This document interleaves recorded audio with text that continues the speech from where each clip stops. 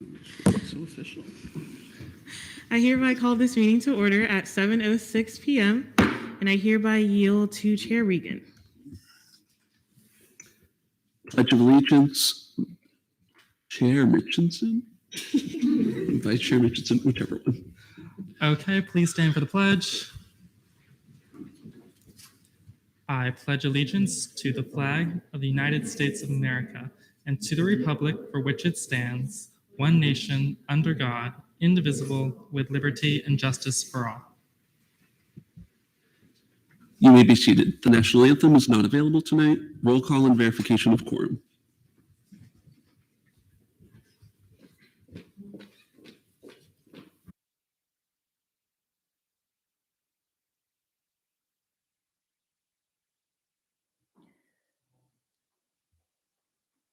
Okay, Chair Hall, I'm here.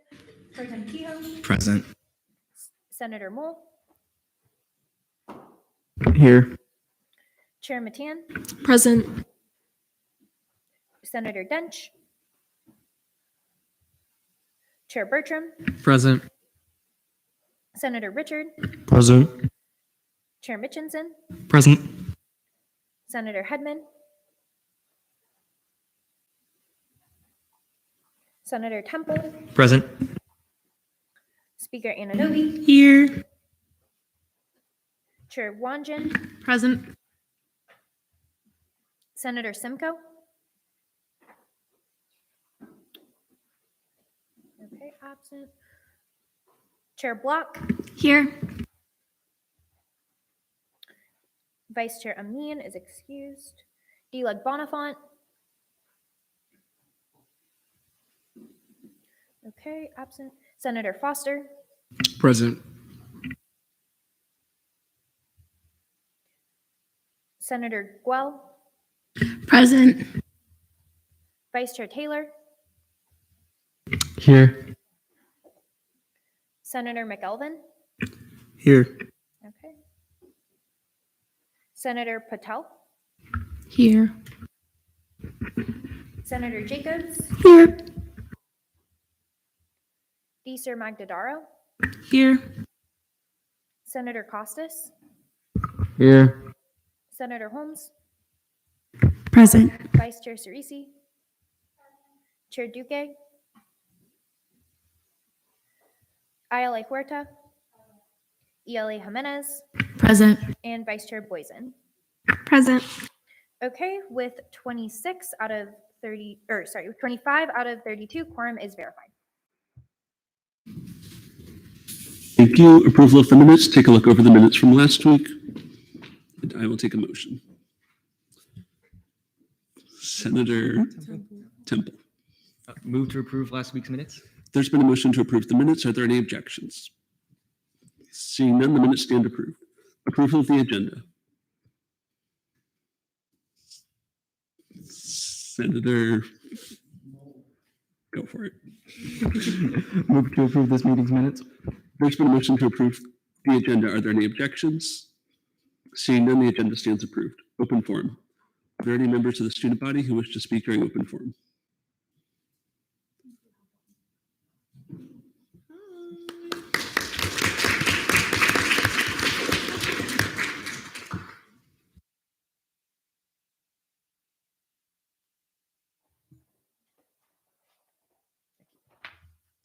Good evening, Senators. My name is Holden Scarborough, and I'm the Treasurer for the UCF chapter of IISE, here to speak against the proposed budget cut for the CRT Committee.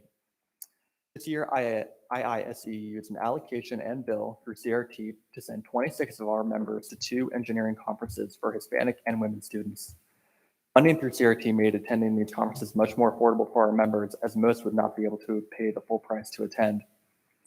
Average member of IISE who attended one of these conferences had an average of 3 interviews and 2 offers with some of the largest engineering, technology, and defense companies. By reducing funding for CRT, the opportunity for these interactions, interviews, and offers might not be possible.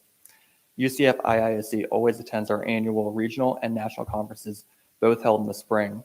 A reduced CRT budget might not allow us to attend our conferences in the future and would stall our organization's growth and development.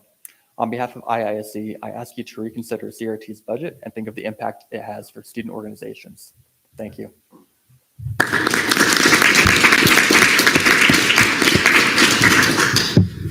Thank you. Are there any other members of the student body wishing to speak in open forum? Yes.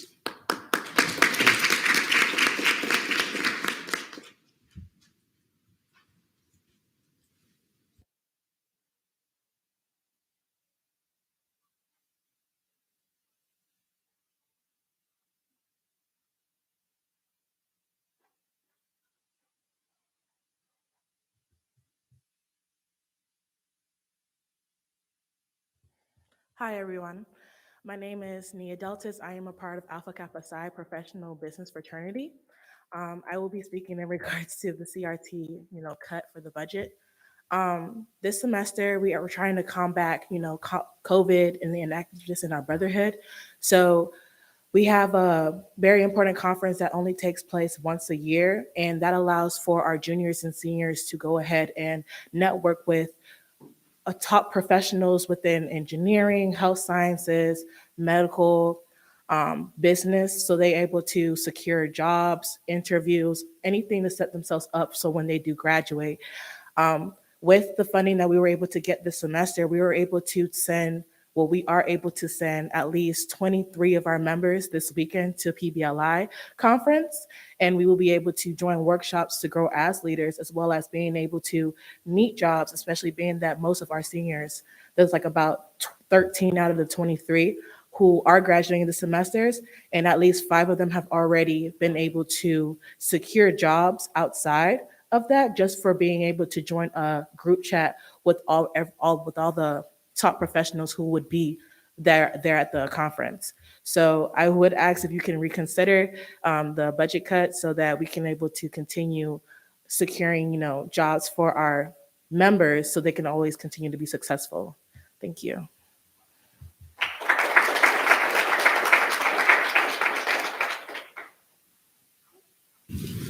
Thank you. Are there any other individuals wishing to speak? Seeing none, Comptroller's report. Comptroller Fabregas.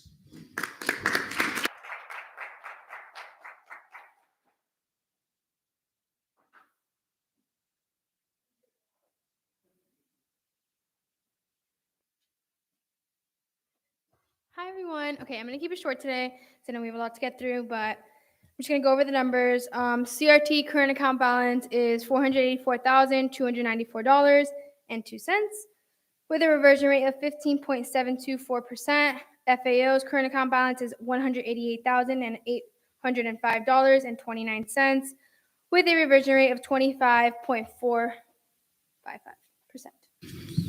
Any questions for the Comptroller? Seeing none, thank you.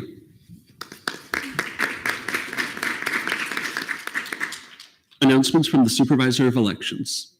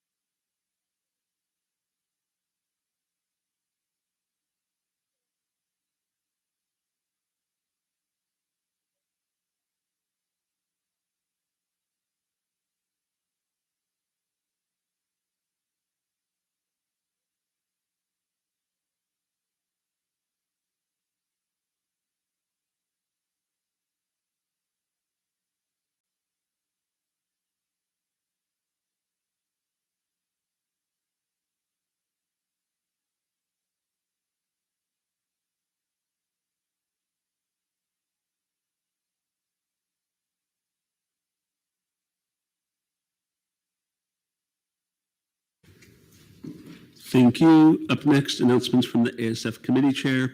I'll keep this part short. So tonight we're going to go through a PowerPoint. We'll go like slide by slide, agency and department by department. Please remember to remain objective and like keeping personal biases out of this. And a reminder that 1% of the ASF budget is $211,000. Any questions for me before we get started tonight? Seeing none, announcements from the ASF Vice Chair, Sean. Hi, y'all. I hope you guys are all enjoying your temporary seats for tonight.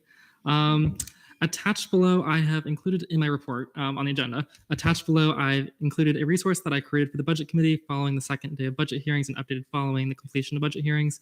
The document includes which entities have taken the largest decrease in budget by percentage and by total dollars of the total budget from the current fiscal year, as well as the largest increases. It also includes a breakdown of how many dollars have been allocated to each area, so like salaries and benefits, OPS, operations. There's a sheet that breaks down what percentage each budget line is of the total entity's budget. And then the last sheet shows the percentage of the entity's budget that has changed from the current fiscal year. Any questions? Any questions for Vice Chair Mitchinson? Seeing none, announcements from the Senate President. All righty. So sorry. Hey, y'all. I hope you all are having a great evening. Okay. So a lot of my announcements are mainly important dates that are coming up. So first up, we have the Ucfpd Town Hall organized by our very own Vice Chair Costas, doing a great job with that. I'm going to be helping moderate that event, so I'm super excited. It will be at Live Oak at 6 p.m., so please feel free to come out and invite your constituents. Next up, we have the Senate meet and greet, which is next week, Thursday, at the Student Union Starbucks at 5 p.m. There will be vouchers for Starbucks, and we'll be playing games and interacting with our constituents. I encourage you all to please invite people from your college, just because we will have a game portion. We'll basically be having your college constituents versus the college senators. I think it'll be super fun, so stay on the lookout for that. Next up, the last meeting for Senate will be on the 24th, and that's a Thursday. And then following that, we will have the Senate banquet at Celeste at 4 p.m. on the following Friday. And then lastly, I put the reminders for the deadlines for individuals and RSOs requesting funding here that Nathan sent out earlier this week. Nathan is working on posting the graphics in here so you can share this with your constituents as well. And then lastly, there's an important message from Jerry A., one of the accountants in the A&SF Budget office. Please click and read this message. He did send it, so every student government agency and every student government body, be aware of this. If you have any questions, please feel free to reach out to him. And that's it for me. Questions for Shanira? Seeing none, CRT Committee report, Chair Block. Wow, this is weird to speak so early. Hi, Senate. First, I wanted to thank everyone that came through for open forum. I ask that as we go through this process, we as senators consider the constituents that all of us were elected or appointed in to represent. And following that, this week in committee, we approved 24 allocations. We PPI'd 1 and we postponed 2. If you're interested in the numbers, they are in my report. And we adopted and passed Fiscal Bills 5341 and Fiscal Bill 5342. CRT would love to have new members, and if anyone is interested in running for CRT chair or vice chair in the 54th session, feel free to reach out to either myself or Jonathan. And with that, I yield to my vice chair. So on Monday, we had a birthday in CRT. Oreos celebrated their 110th birthday with the birthday Oreos. Senator Temple said they tasted just like icing, while Chair Gell, while handing an Oreo to Kehoe, said it's actually quite tasty. The Oreos had glitter on them, which kind of got everywhere and was really messy, so overall I gave them a 6 out of 10. Questions for the CRT Committee? Seeing none, FAO Committee report, Chair Matan. All right. Hello, everyone. So I have the budget update there in the report. And then this week in FAO, we approved 4 allocations, denied 3. The reasonings for such are in the report in case anyone was wondering. We postponed 3 and PPI'd 1. And as always, just reach out to the email there in the report if you have any questions. Any questions for the FAO committee? Seeing none. Fiscal legislation, bills, Fiscal Bill 5343, the Activity and Service Fee Bill. It's Activity and Service Fee Budget Bill.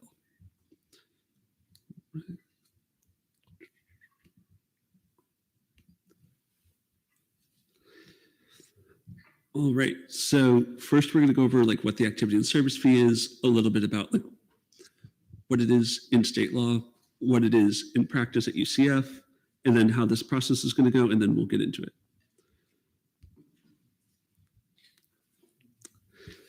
All right, so this is a direct quote out of state law about the activity and service fee, and then it shall be expended for lawful purposes to benefit the student body in general.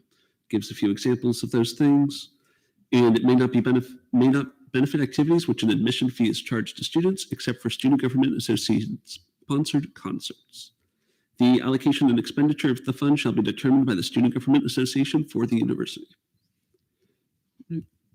So what this looks like at UCF is every student pays $11.67 a credit hour, which totals for fiscal year 2022-23, $21,100,000. Also at UCF, the activity and service fee funds the 5 student government areas on the screen, 5 activity and service fee departments, and the 8 student government affiliated agencies.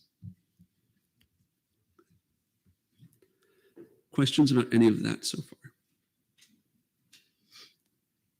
Yes. Hey guys, I just want to mention that let's stay off of our phones today as it is a special session. So we show some respect to everyone that's ascending and everyone that put a lot of work into this. So Hannah? Oh, no? Okay. All right. So a little bit about the timeline. The budget committee meetings started in October. Budget hearings occurred the week in December as winter break began. The special session is today.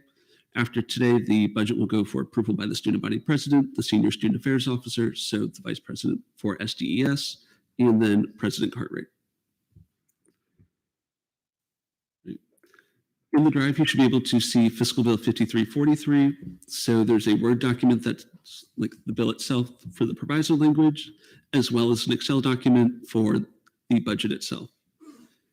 Additionally, in the drive is the budget request packets for all the entities, should you wish to refer to them.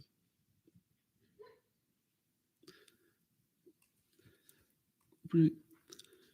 So like I said, we're doing an overview of the budget, then we will review the funded entities. So the way it'll go for the first one, it'll be like activity and service fee business office. I'll talk about what the business office does a little bit, committee actions, questioning, debate, vote, and then so on and so forth for all 18 entities. And then we'll do the proviso language and vote on the bill overall. Okay. That's what I just said. So some important terms to know are the salaries and benefits are salaries for professional staff members, OPS, other personal services, are pay for hourly positions. OCO is used to purchase equipment, fixtures, and other tangible personal property of a non-consumable and non-expendable nature. And revenue is the money taken in by entities. So you'll see some of those lines in different areas throughout today's bill. Any questions so far? Okay. So some overall important considerations when reviewing the bill is that some of the lines in the revenue are still adjusting from the impacts of COVID over the past couple of years. So things may not be looking exactly as they did before. The student union roof project was a thing that we previously worked on. It's currently in progress. And also the student union air handler project you will see later throughout the presentation as well. Additionally, all areas had to consider a minimum wage increase as Florida is going up $1 every year for the next couple of years. And in the ASF business office, you will see RWC deferred maintenance cost as well. Any questions so far? Okay. So for the first one, the activity and service fee business office. So the ASF Business Office helps to deal with property management for all the ASF funded areas, as well as the different purchasing, accounting, and things of that nature, and really making sure that all of the areas are able to spend their money the way they need to and in accordance with applicable policies and laws. Right.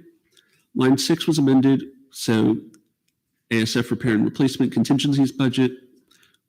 That line you will also see later in the proviso language. So the line was amended in committee to go down from the request, but the rest of the money will ultimately come out to what the request was after the end of the fiscal year when the money in the entire ASF budget reverts. So the first portion of reversions will go towards that budget line. And then line 8 and 10 were created to reflect the operations of the Student Government Ticket Center on the first floor of the Student Union. Will now be in line for questioning on the activity and service fee business office.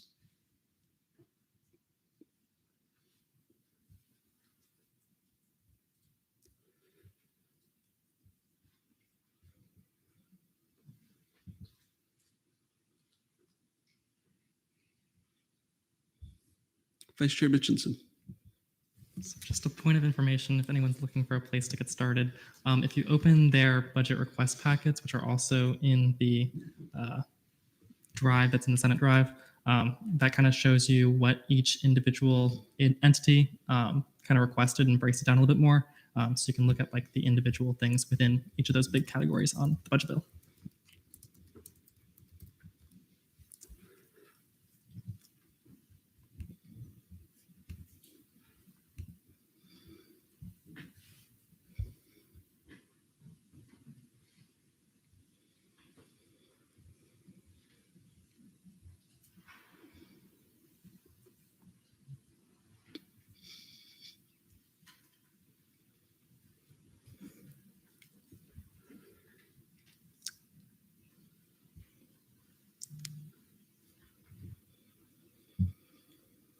We're still in line for questioning.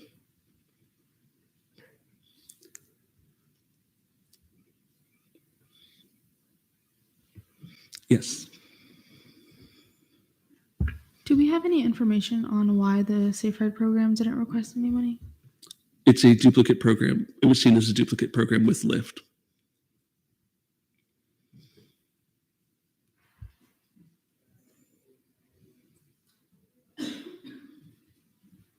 Yes. So I misunderstood. You said these Safe Ride programs are the Lyft that student government does? It was seen as a duplicate program with Lyft. So it was taken out from the ASF Business Office because we have Lyft through the executive branch. Yes, follow up? You may. It was irrelevant to this, so I'm okay. Thank you.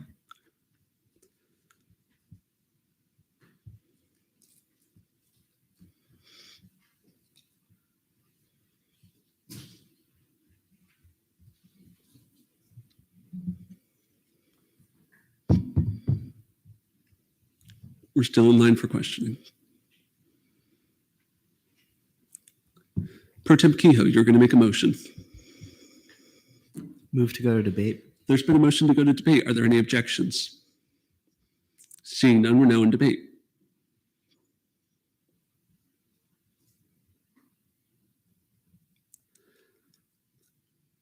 Is there any senator wishing to debate?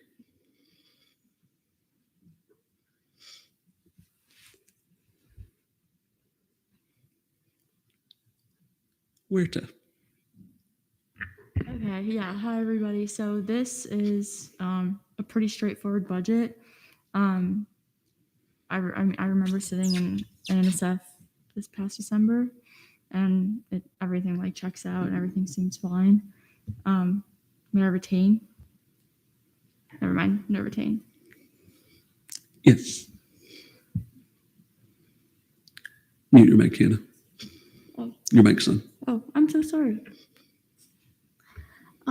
I was just gonna agree with Hannah and say it looks pretty good, and I was going to inquire about the difference in the request and the leniency given to the ASF repair and replacement, but as you said, since reversions will go towards that, it makes sense.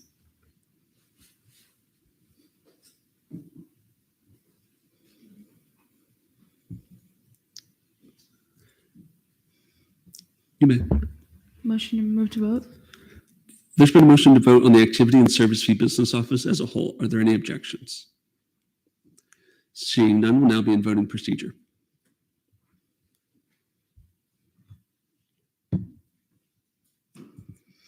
Just as a reminder, I know there are folks that haven't been in here before. Only vote if you're a senator. Okay.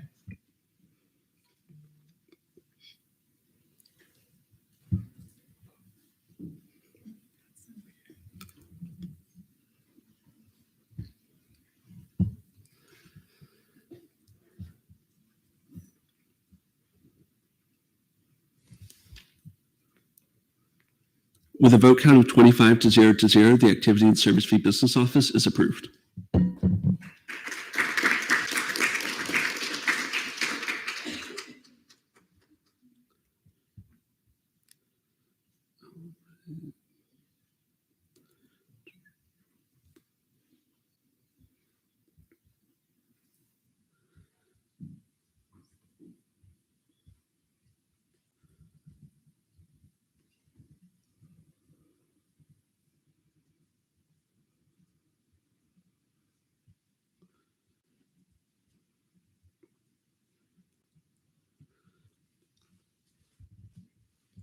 All right, up next, the Campus Activities Board.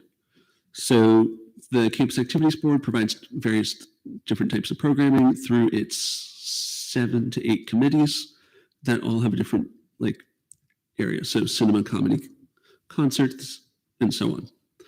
Lines 17, 19, and 22 saw an overall increase from this budget year.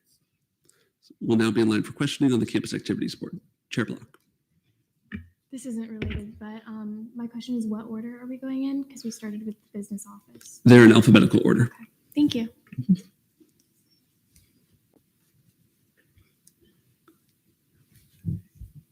Yes. Just to make sure I understand the slide, you say there's budget increases to line 17, 19, and 22. But line 17, for example, it doesn't look like there was an increase. Can you just explain that? I might have just messed that up. Okay. Budget report.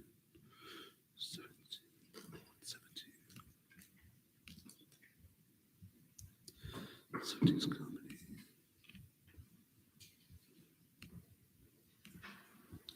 There's an increase to lines 19 and 20.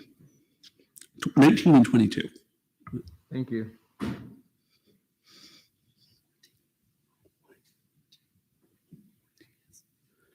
Well, in 14, but everyone's OPS went up a bit.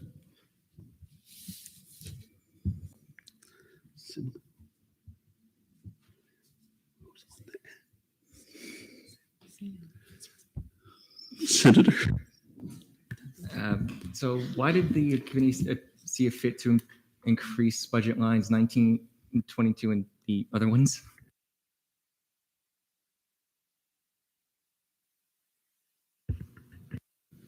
Do you wish me to rephrase my question? You may. So why did the committee increase the budget lines as you stated? I'm out of curiosity. The committee felt that their request for an increase was appropriate to support those areas. Chair Maton. So I'm kind of echoing Senator Temple's question in regard to budget lines 19 and was the other one 22. So what led the committee to increase those, but not the requested increase for budget line 17 for comedy?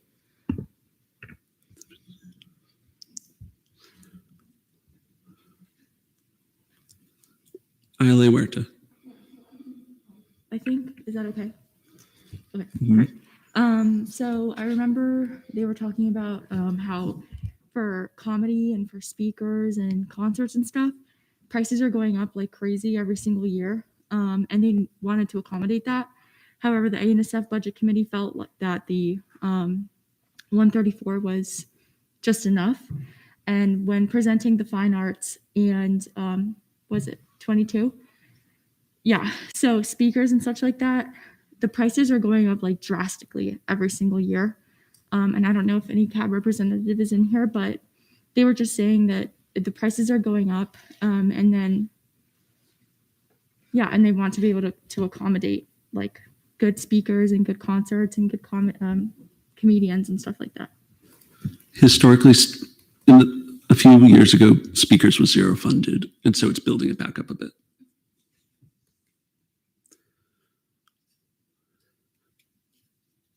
Senator Holmes.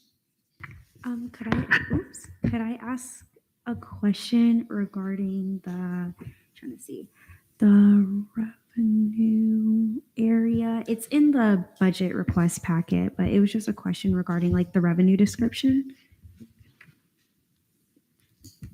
Yes. For the revenue description and the concert and comedy admissions, are those numbers like multiplying times the $25 ticket? Are those based off of predicted attendance? So give me just a second. Predicted attendance of non-students. The predicted attendance from non-students. Chair Block. May I direct a question of Vice Chair Mitchinson? You may. In the drive, where's the file that you're talking about? I see the A&SF drive. I'm not sure where in the Senate drive your folder is. It's linked in the agenda.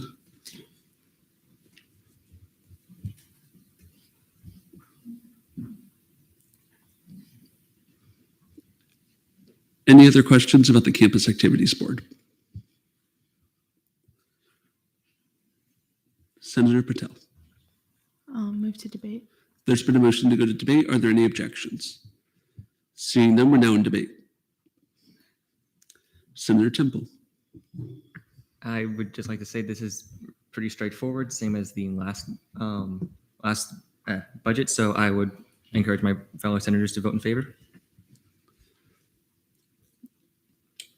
Are there any dissenting opinions? I'll take a motion. Senator Temple. Move to vote.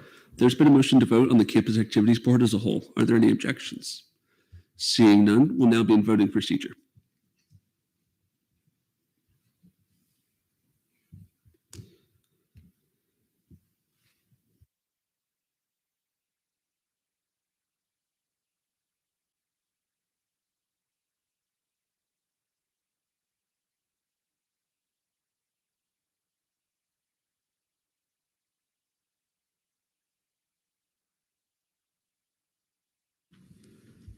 With a vote count of 24-0-1, the Campus Activities Board is approved.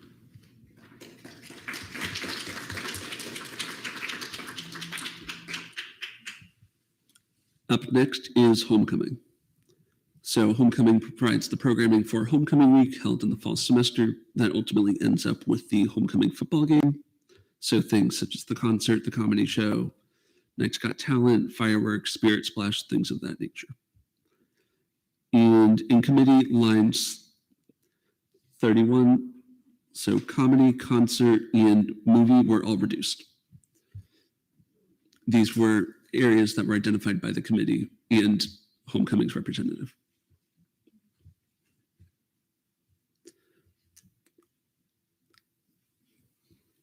Vice Chair Mitchinson. We're now in line for questioning. So seeing that Homecoming is the only area that got a cut, could some of the members of the budget committee that were for that cut for those budget lines give their reasoning for why they wanted those cuts?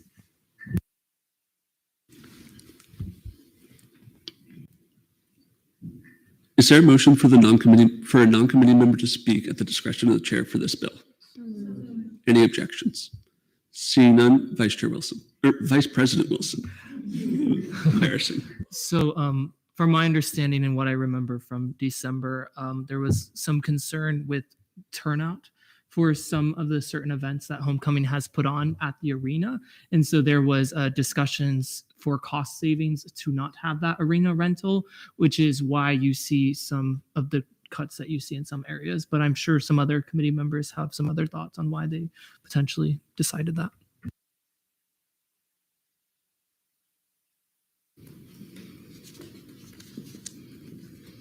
Do any other committee members have thoughts?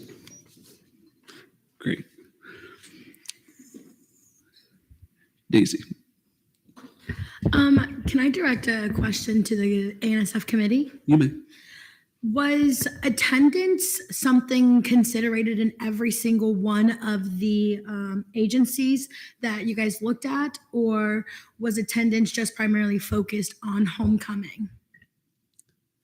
By and large, throughout the programming areas. Like, it was a consideration for most of the programming areas. So RWC programming, OSI's programming, the agency's programming, etc. Follow? Yes, a follow-up. So were attendance numbers submitted to the A&SF committee when looking at it, or was it just a generalized matter? An estimate was requested in the packets, but as well as speaking to the different areas and the committee's assessments. Follow up? Sorry. Okay, so for comedy or for the concert night, you guys, was it shown that a decrease in attendance was occurring over the years, or was it just this specific year? Shane, would you like to speak about that?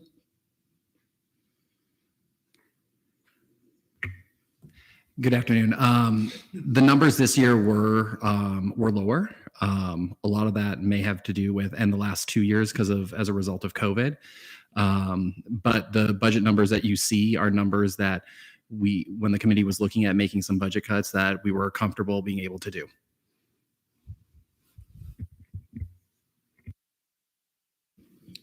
Vice President Wilson, are you going to speak on this from your perspective? Yes. You may.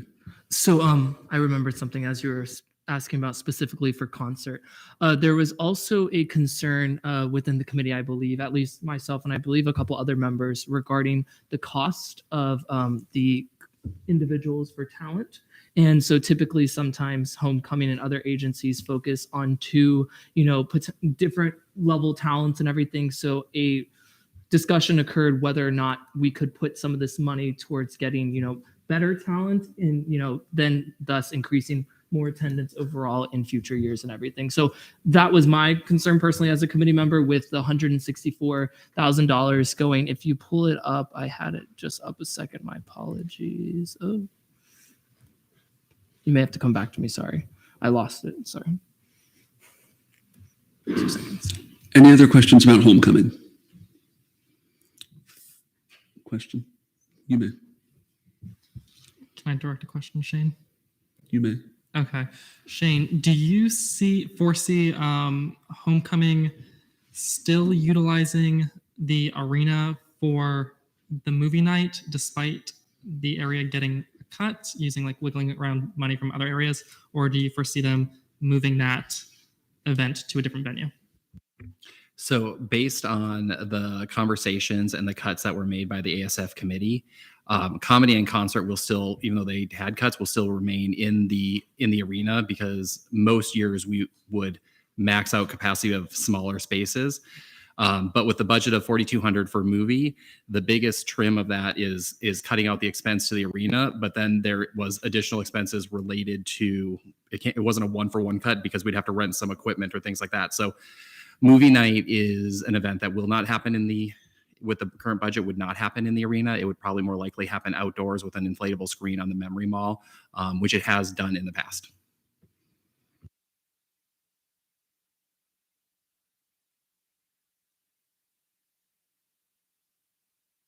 Senator Amin.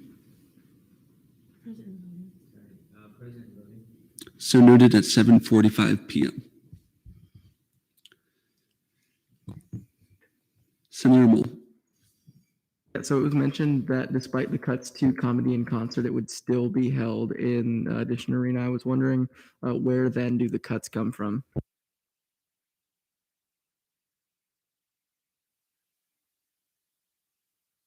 Shane. The homecoming committee next year would have to look at how much money they would have for artist fees And so it would have a potentially an impact on how they choose to do artist fees. Some like Vice President Austin Wilson said, it may determine whether they have one big headliner or two and those kind of things, but it would be more than likely in the artist fees. Senator Patel. So I was just looking at another cost, which is the production cost, which is pretty high. And I was just wondering, could I get some explanation on what exactly is a production for arena events? And like, it says $55,000. So is that also like adjusted to then just being concert night, I'm assuming, and not movie night? So production is the lights, the sound, the screens, all of those things. It also includes like the trailer that goes out to Spirit Splash, the trailer for fireworks, all of that stuff. So the lights, the sound, and like making the event run for all of those different events. Daisy. May I direct a question to someone who I know was on homecoming committee this year? Jasmine Fletcher. I'm asking if I can direct a question to her. You may. Okay, I just wanted to know from your experience of being on homecoming committee, what do you think about these cuts? And just from your point of view and your opinion on this, just so we have someone who has been on the committee and your input. Please come up to a mic. Thank you, Shane. Hi, everyone. I'm Jasmine. I'm an SG, but I was on the Homecoming Executive Board this past year. Personally, I trust that Shane made the right, if he was there and represented us, that he made the right judgment. I think, considering the way that homecoming usually functions, is some things do move around. So I think that we'll be able to still have the best week at UCF. I guess a possible concern is with some of these cuts, I think my only personal fear is maybe we won't be able to, how can I explain this?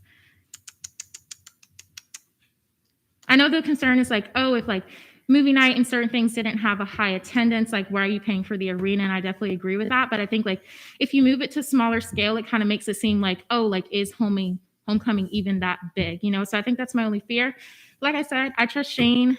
He's been here before I was even born. So I trust that okay, so maybe, okay, not that long. I was maybe 4, but I think we are gonna be good. So thank you for asking, Daisy, but I think we will be fine and we're gonna make it work.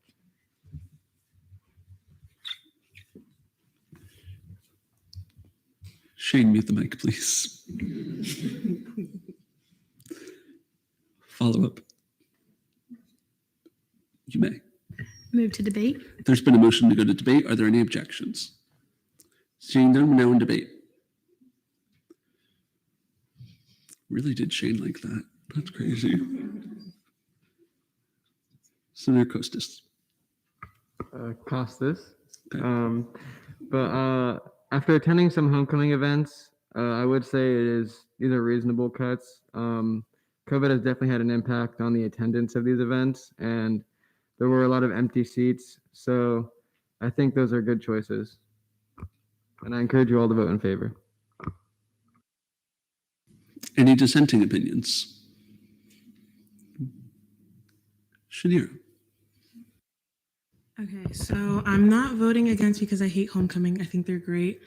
I personally am voting against just because of the concerns that I've been brought up to, students have brought up to me. I know a lot of students are concerned about wanting to have certain artists and certain comedians come in, and with the cuts that we have, we just can't afford it. So that's why I'm voting against this budget. Vice Chair Mitchinson. So I originally was for the cuts during budget committee. I'm still for the cut for movie. I find that can be held in a different venue, though I'm against the cuts for comedy and concert, as homecoming is an event that is seen across the state, makes us a more competitive university. Often when homecoming times roll around, you often look at the other state universities and which artists they have come out. So I think by having more funds available to our homecoming board to have those bigger artists, it allows for UCF as a university to draw more student interest or potential student interest. I'm going to throw this out as a general reminder. Any changes, so if you take from one area or try to add money to one area, it needs to come from another area. So there needs to be a plan for that. Okay. Other debate. May I direct a question to Shane? You may. How significant would these cuts be in regards to the scope of the artists and the comedians that attend the homecoming events?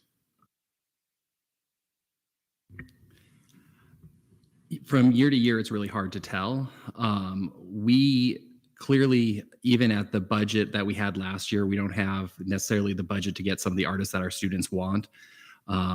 If you would ask the students what artists they want and they pick some of the most popular ones, they're still significantly outside of our range. And you would have to give a significant amount of more money in order for us to get into that range for artists. So when you're talking about a $10,000 difference, you're not talking about really a big significant difference in artists. So what that could be is what they may be able to do is put significantly more to the headliner and have an opener that is not really well known but still would be very entertaining. Or what they've done sometimes in the past where this one is they kind of split between two, so they don't get a really big headliner, but they get two medium acts that people still know and recognize the name. But really with our budget, what we're trying to do is try to find someone who is popular, that is really just starting to get big and get to be well known before they really hit it big. A good example of that was, and this wasn't a homecoming show, but in the past we had Drake perform here, but that was before he released any of his own albums. So those are the artists that we're trying to get, are the ones that are popular but have not yet hit it big where they're out of our range. So to answer that question is, I don't think it's going to change significantly if you give $10,000, or how much was it? If you give that $10,000 back, I don't think it's going to change significantly who the artist is. Senator Ceresi. It's Ceresi. So sorry. You're fine. I would say, considering what Shannon's just said, I would still be voting in favor of this bill, considering that adding another $10,000 wouldn't make that much of a difference. And I don't necessarily think we have an exact plan on where that $10,000 would come from. So I'll be voting in favor of this and encourage my fellow senators to do the same. I will take a motion. Senator Hall. There's been a motion to vote on homecoming. Are there any objections? Seeing none, will now be in voting procedure.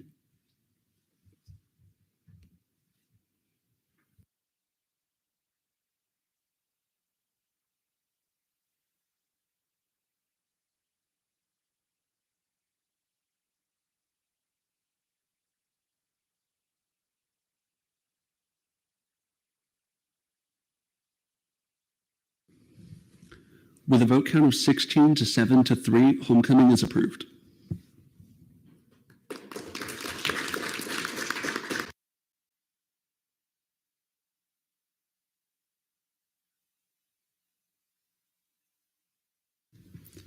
Up next is Knights of the Round Table, known as Court. So Court does programming and administrative services for all of the registered student organizations at UCF, as well as the Night Quest consultations. And their request for a $10,000 increase to line 48 programming was approved by the committee. We'll now be in line for questioning on Court. Senator Moll. So what was the reason for the increase? To increase programming towards student organizations. So opening night, Fall Fest, Spring Fest, things of like that nature. So like big RSO tabling events and things like that. Other questions about Court? I'm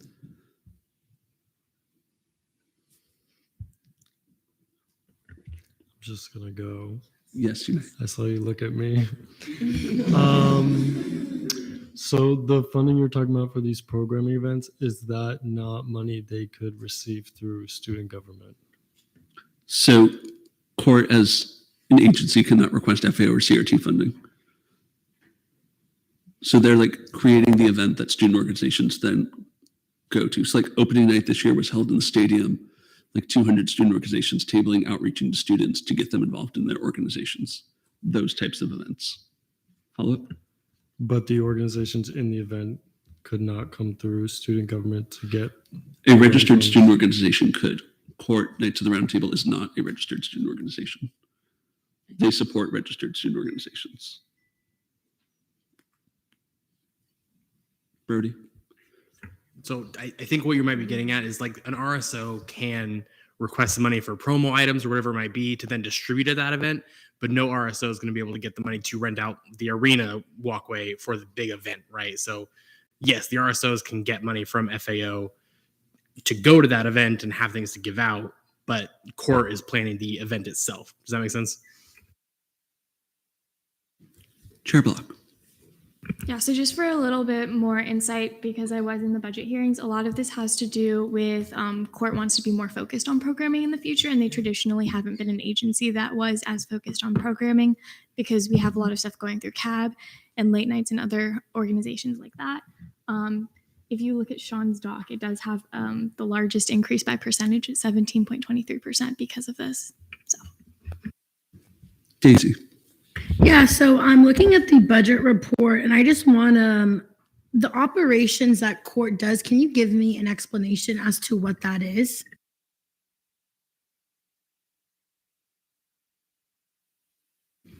So like uniforms, office supplies, things that make the agency as it's like the agency itself function. That would be operations. Follow up? So I'm looking at the budget report and we allocated $5,250 to them last time this was in session, and it looks like they've only spent $461.55 so far. So I'm wondering as to why this wasn't cut, or if there's something special that happens in spring that takes up their budget, because right now they have $4,788.45 left, which is a good amount of money. So do we know if they're intended to spend that, and kind of what was the thought process behind maybe not cutting that down 1,000 since they are, yeah. Is this a response to that question? You may. Yeah, I believe they do those purchases for the next upcoming year. I know that's how a few organizations do it. Specifically, I'm not 100% sure, but I believe that's kind of some of the reasoning why some agencies kind of have those budget lines that aren't fully spent out yet.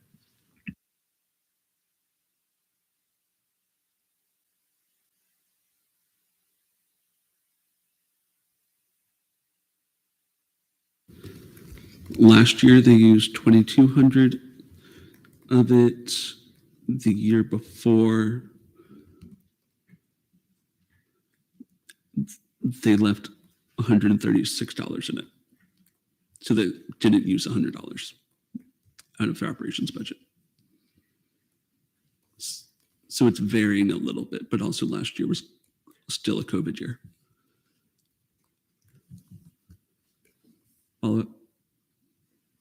Vice Chair Mitchinson. I was just also going to add, they purchased name tags for this year, but there's not like a polo charge or a jacket charge. So they probably purchased their polos and jackets from last year's budget. So when the new director for next year comes in, we'll probably make that purchase for next year. So that charge still will come out in the future date. Yeah, so lots of the agencies, their directors and things take office in May. So then they would get their polos and jackets and things out of like the tail end of the fiscal year. So they wouldn't need to make that purchase for a few more months. Other questions about court? Pro Tem Kehoe. Move to debate. There's been a motion to go to debate. Are there any objections? Seeing none, we're now in debate. Senator Bull. Yeah, so upon hearing that the increase was to go to something like opening nights, this budget item immediately had my vote. As someone who is in charge of an RSO, I know that the impact that opening night had for us this past year Opening night in fall of 2021 was held on August 22nd. And before the end of the month, our Discord server where much of the activity for our RSO happens increased by 60 members over an 8-day period. So I know how powerful and how helpful these types of events are for RSOs. And so to support that and be able to have something like that more often would really help RSOs. Senator Holmes. Can I direct a question? Well, to anybody that can answer. Just in for court in general. Do y'all know why specifically it was held like in the hall area of the stadium? Just a question. Shane. Sure. Normally, opening night has been held in the student union. So I don't know if you saw that pre-COVID, but what I would tell you is the student union is so confined in its space that we're outgrowing the space. This building actually was packed. People were using every single stairwell. We probably were actually dealing with fire code issues with the number of people we had in here. So we moved it to the stadium so that there would be more room. One thing that we realized is next year in the stadium, we're going to have to use more than just half of the concourse. We're going to have to use the entire concourse to spread it out because we anticipate that we had over 7,000 people that were there. Is this debate? You may. Okay, I was just asking like what the plans were for next year because I personally went and I was so hot there and it was a lot of people, probably more than I expected also. So thanks for answering. Senator Temple. Yeah, I would like to echo the sentiment of Senator Moll. I do highly encourage my fellow senators to vote for this because I had attended open nights that time. And while it was a tremendous experience, it was also incredibly hot, as Senator Holmes had stated. So I would love to see this event get more funding to improve the facilities for future students. Are there any dissenting opinions? Vice Chair Mitchinson. Hi, y'all. So I am in favor of an increase for courts programming for the increased cost of opening night and other programming areas. Though the drastic $10,000 increase, I'm a little bit concerned with. I was able to draw a number after budget hearings had concluded. And I looked through their programming budget and found that 54.8% of their programming budget was going towards food purchases.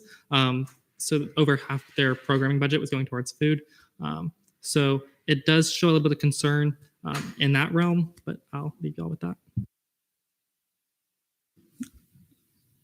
Chair Block. May I direct a question to Vice Chair Mitchinson?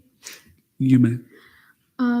If they're using food for programming, would that be giving out food to students at these events, or what would that potentially look like? Correct, that is giving out food to students. Other debate. I will take a motion. Senator Temple. Move to vote. There's been a motion to vote on Knights of the Round Table. Are there any objections? Seeing none, will now be in voting procedure.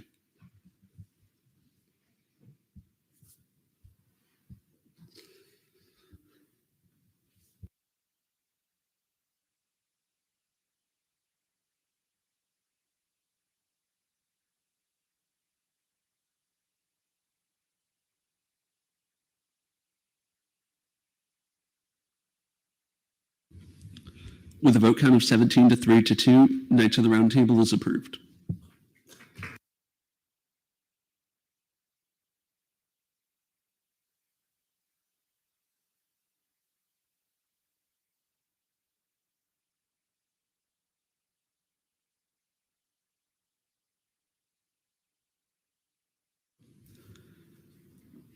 Up next is Nighthon. So Nighthon is the dance marathon here at UCF.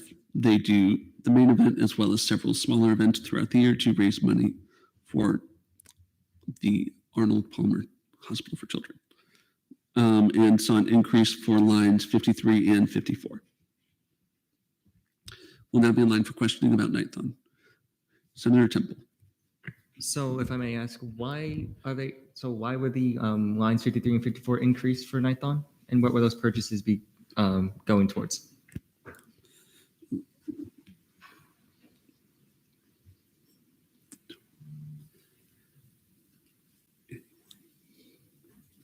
Would any member of the committee like to answer that question? Hello. Oh, yeah. Yes, I'm Sophie. I'm the executive director of the program. So operations is previously where our day-to-day things come from, sort of t-shirts, uniforms, name tags, but it also adds into our Dance Marathon Leadership Conference. So this conference has been virtual for the past few years, but is going to be in person. This is where a lot of our student leaders get to get a lot of connections with other programs across the nation, leadership opportunities, jobs, etc. And then you also asked about the budget line 54, which is our main event. It's gone up a little bit because of the arena rental and just costs for most of our programming have gone up since COVID has started. Daisy. May I direct a question to the executive directors of You may. Nighthon? Awesome. So sitting on CRT, we have seen a lot of conferences being canceled because of the Omicron variant, and other COVID relations. So do you suspect this to also be a reason why maybe this leadership council would be postponed online, or have you heard anything about it, or do you know the date of it? Sorry. That makes sense. So it's planning to be in July. So we have high hopes. A lot of conferences recently have been very strict with their COVID rules. So we're expecting to do the same as an organization that deals with the hospital. So we are hoping for it to be in person with lots of COVID safe rules. And again, the conference isn't the only thing that falls into our operations budget. We also have some t-shirts that go into this. Just prices for merchandise have gone up in the previous year. So that's another thing that goes into it. Thank you. Other questions about Nighthon? Senator Temple. Yeah, to follow up on Vice Chair Gell's, will your operations funds go towards anything pertaining to COVID? So COVID safety, like hand sanitizer, masks, the like? Yes, so currently we're planning our main event. So this does go into a lot of hand sanitizer, Clorox wipes, any type of cleaning materials that also falls into this. Thank you. Other questions or a motion? Chair Block. Hi. So does any of your fundraising or revenue go towards your operations cost, or is that all to raise money? It's 100% to raise money. Sam. Move to go to debate. There's been a motion to go to debate. Are there any objections? Seeing none, we're now in debate. Senator Temple. All right, so I would encourage my fellow senators to vote in favor of this bill. Budget. Used to that. So considering that they are willing to establish a new in-person event to help network, I find that very respectable, and that they're taking into consideration COVID safety protocols and acquiring the necessary materials. I would again highly encourage my fellow senators to vote in favor for that. Sam. May I retain? You may. I'm going to echo the words of Senator Temple and encourage all my fellow senators to vote in favor of this budget increase, as they are taking into it as well of COVID precautions, especially because they are dealing with the hospital. So I'm in favor of this and move to vote. There's been a motion to vote on Nighthon. Are there any objections? Seeing none, we'll now be in voting procedure.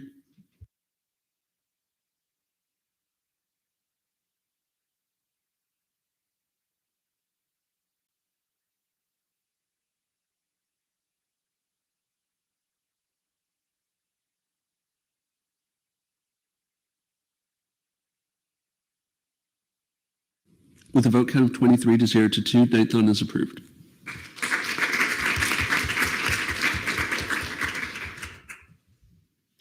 Up next is late nights. So late nights does late night programming through large and small scale events several times a month, and saw overall increases to lines 60 through 62. We'll now be in line for questioning on late nights. Daisy. Yeah, so seeing such a huge increase of $8,000 to the events. I wanted to know, Shane, if I may direct a question to Shane, sorry. Their executive director's here as well. Oh, okay, awesome. Hi. So I just wanted to know your events and the status as well, not status, the attendance compared to the attendance of homecoming, because I'm seeing an increase in events for late nights, but homecoming got a cut. So whereas your attendance significantly higher than homecoming, or just in general, how was the attendance of late nights for your events? Thank you for your question. I won't speak on homecoming. I won't compare our numbers. I don't like to do that. But our attendance was pretty high for our events. So for example, for Fright Night, which comes out of our events budget line, we had about 3,000 people there, which is a great number considering people are still worried about COVID and such. Another event that had a huge attendance was Caricature Carnival, which is part of Family Weekend. That also had over 3,000 students and their families participate. So I hope that answers your question a little bit. Also keep in mind that the different agencies cater to different demographics. So homecoming, doing a series of programs in 1 week, it's going to look different than late nights, who has to program for the whole year and is hitting that market of usually Friday, Saturday nights and students who aren't leaving campus. Chair Block.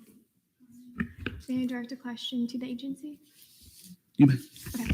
So I see in your marketing line, you requested $1,000 increase, and then we did not increase your budget. Where was that marketing intended to go?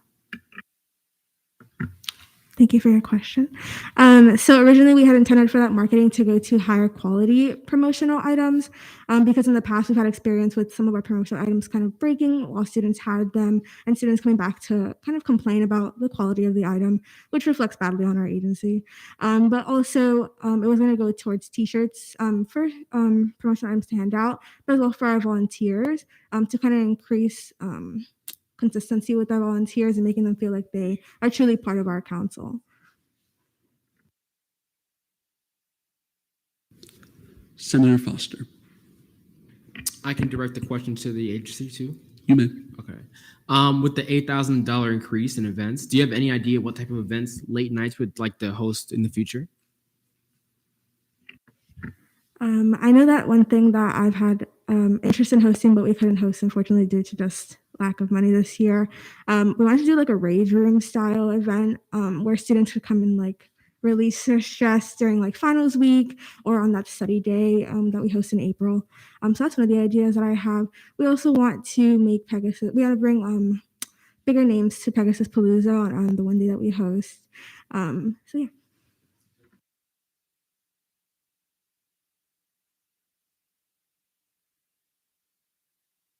Senator Holmes. So I know you previously mentioned that you don't like to compare yourself to other agencies, but for this question, it's mostly like, can you explain the difference between your agency and CAB for me, please? And the different demographics that you serve? Yeah, it's a great question, a very valid one too. So late nights, as Ryan kind of said, is how we host events mostly at night on the weekends. We're kind of catering to that crowd that likes to go out. CAB more so focuses on hosting events throughout the week, but they do stay away from Saturdays and Sundays, which we don't do. And they also have events throughout the day, so they will do them like at 3 o'clock in the afternoon or at 6 o'clock at night. We kind of try and stay between the hours of 6 p.m. and 12 a.m. We also cater to students who are mostly on campus as opposed to students who are off campus, whereas CAB kind of caters to the whole campus as a whole, but also commuters who are here during the day. So I think that's the best way that I can answer your question. Oh, I'm sorry. Can I add? Sorry. Also, late nights tries to focus on more unique events. So a good example of that is like Splashdown. Not Splashdown, I'm sorry. Yeah, Splashdown, sorry. Whereas CAB focuses on more like common college events. Keep in mind that we're talking about 0.25% of the ASF budget. Are there other questions? I'll take a motion. Why is this backwards? Senator Temple. Move to debate. There's been a motion to go to debate. Are there any objections? Seeing none, we're now in debate. Senator Foster. I personally like the increase. I like late nights. I go to their events a lot. I went to Fright Night and I enjoyed it a lot. There's a lot of people out there. It was really lively. So if the increase allows them to host bigger and better events, I'm definitely in favor for it. Patel. I'm also in favor of this increase. I know this is kind of bold to say, but I'm surprised the increase is not greater. I know the point of all these agencies is to grow and get more people to come. And with the price increases and everything these days, I can see why there is that $8,000 increase. And as I'm sorry, I'm forgetting your name. As you mentioned, the demographic that she's talking about is like a lot of college students. People have sometimes classes throughout the day, and I can see why them being at night, and personally as a commuter to 2 different UCF campuses, I can see why having them on the weekends would be a great benefit. So I would definitely vote in favor. Are there any dissenting opinions? Daisy. Yeah, so I do understand the increase. However, I will be voting against this, as I would have liked to see an increase in homecoming, as I feel like the homecoming brings more attraction. It is a staple here. And I am for an increase. I just think an $8,000 increase is a little much, in my opinion, as they do serve and cater to a limited population, whereas homecoming serves to a greater population. So with that, I will be voting against this. Any other debate? A motion. Chairman Todd. Move to vote. There's been a motion to vote on late nights. Are there any objections? Seeing none, we'll now be in voting procedure.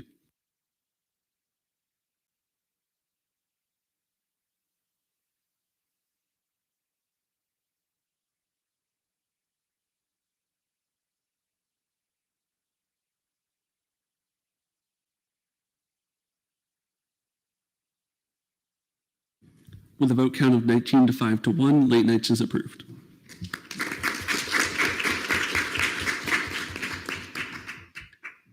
Up next is the Multicultural Student Center. So the Multicultural Student Center does different programming throughout the year, as well as supporting the functions of the Cultural Center and Pride Commons, and has LGBTQ plus programming as well. And the Line 68 new staff position upgrade was created for an assistant director position to oversee the operations of MSC. We'll now be in line for questioning.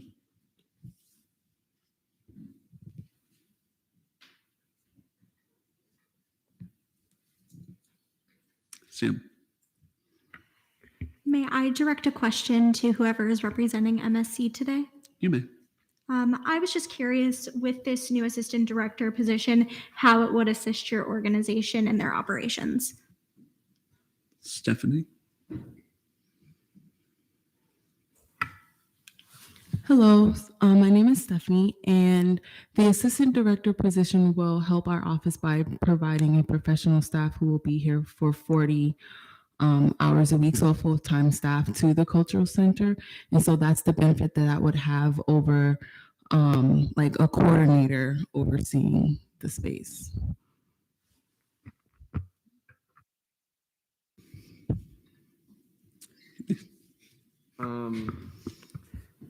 I'm a little curious as to why the LGBTQ plus services saw a $2,000 decrease. It seems like UCF has been really outgoing and outspoken in regards to the LGBTQ community, and there was a increase in the salaries and benefits, but the LGBTQ plus services saw a $2,000 cut. I'm just curious as to why that cut was put in place. Stephanie. Thank you for that question. So there's multiple cuts throughout our budget, and that was all to put money towards creating the base salary for the assistant director position so that we would have an additional full-time support. And then in regards to LGBTQ plus services, they have 2 separate funding opportunities, if you will. So they have the ASF funding, and then they also have a foundations funding. And so the rationale was to use more of the foundations, and then that was where we decided to move. I think it was roughly 2,000 to support the base salary for the assistant director position. Other questions about MSC? A motion. Sam? Move to go to debate. There's been a motion to go to debate. Are there any objections? Seeing none, we're now in debate.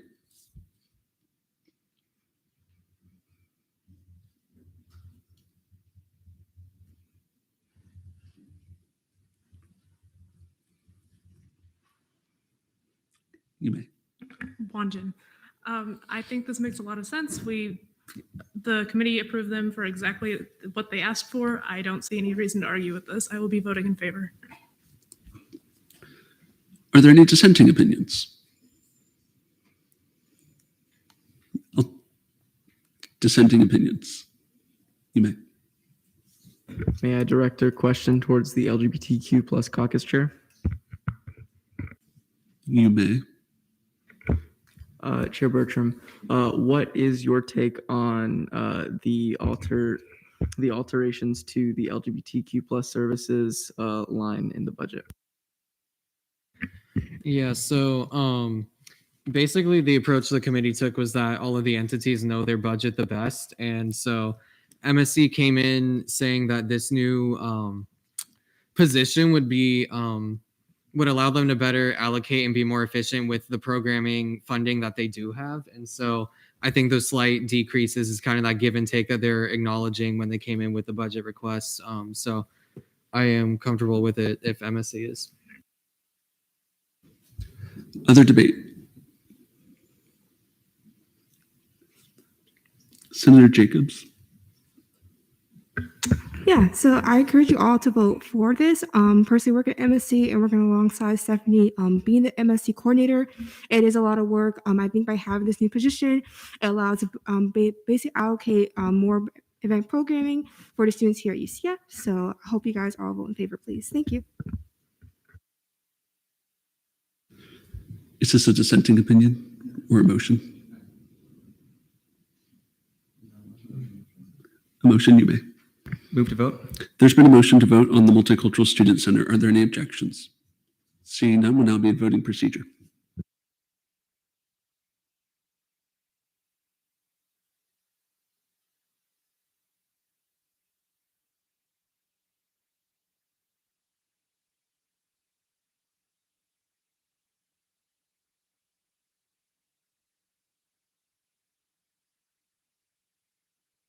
With a vote count of 25 to 0 to 0, the Multicultural Student Center is approved.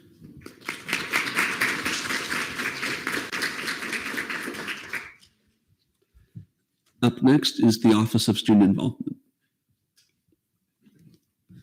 So OSI provides overall operational support for the 6 student government agencies that are in OSI, as well as Rosen Life, Grad Outreach, the College of Medicine programming, Eternal Nights, UCF Downtown, and some Pegasus Palooza programming as well. Line 80 was zero funded as it'll be paid out of the current fiscal year, and lines 82 and 89 each saw a $2,500 decrease. We'll now be in line for questioning on the Office of Student Involvement. Senator Temple. I'm quite curious as to why line 80 will be zeroed out by the end of the fiscal year. It's zeroed out for this fiscal year. They can pay it out of the current one that we're in. So it was for a new golf cart, so they'll get it out of this current fiscal year, not next. Daisy. May I direct a question to the A&SF Committee? You may. What was the reasoning behind cutting downtown campus by $3,000?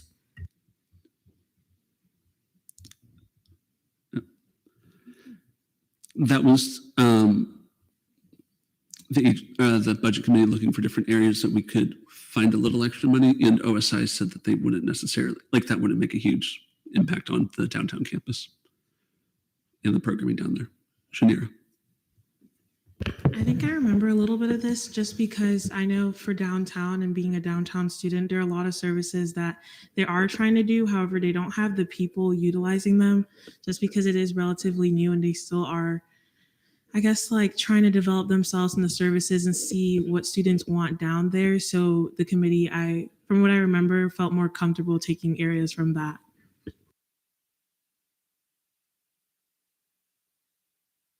Senator Holmes. Just a question directed to the Speaker of the Senate, if that's okay. So could you, okay, is in the downtown budget, I'm sorry, I didn't look at it, but specifically in the sheets, but for the budget, what goes directly to the budget? I'm a downtown campus student, so I'm just curious, what goes into that budget and yeah, just an overview of that, I guess. That's on the right page. So downtown takes care of the training and development for that board. So uniforms, things of that, as well as uniforms, office supplies, free printing at downtown, Scantron and testing supplies, programming and events, as well as the lease rental for the space that programming board occupies. What? Question for me? You may. No, I don't have a question for you. I was just making sure that was for you. Follow up. So have they expressed implementing anything new for this upcoming 2022-2023 year, or have they expressed that it's probably going to be in the near future? Shane. Hey, good evening. Just to give you a little idea of where downtown is. So the downtown campus has really only been operational. This will be the third year of a budget for them.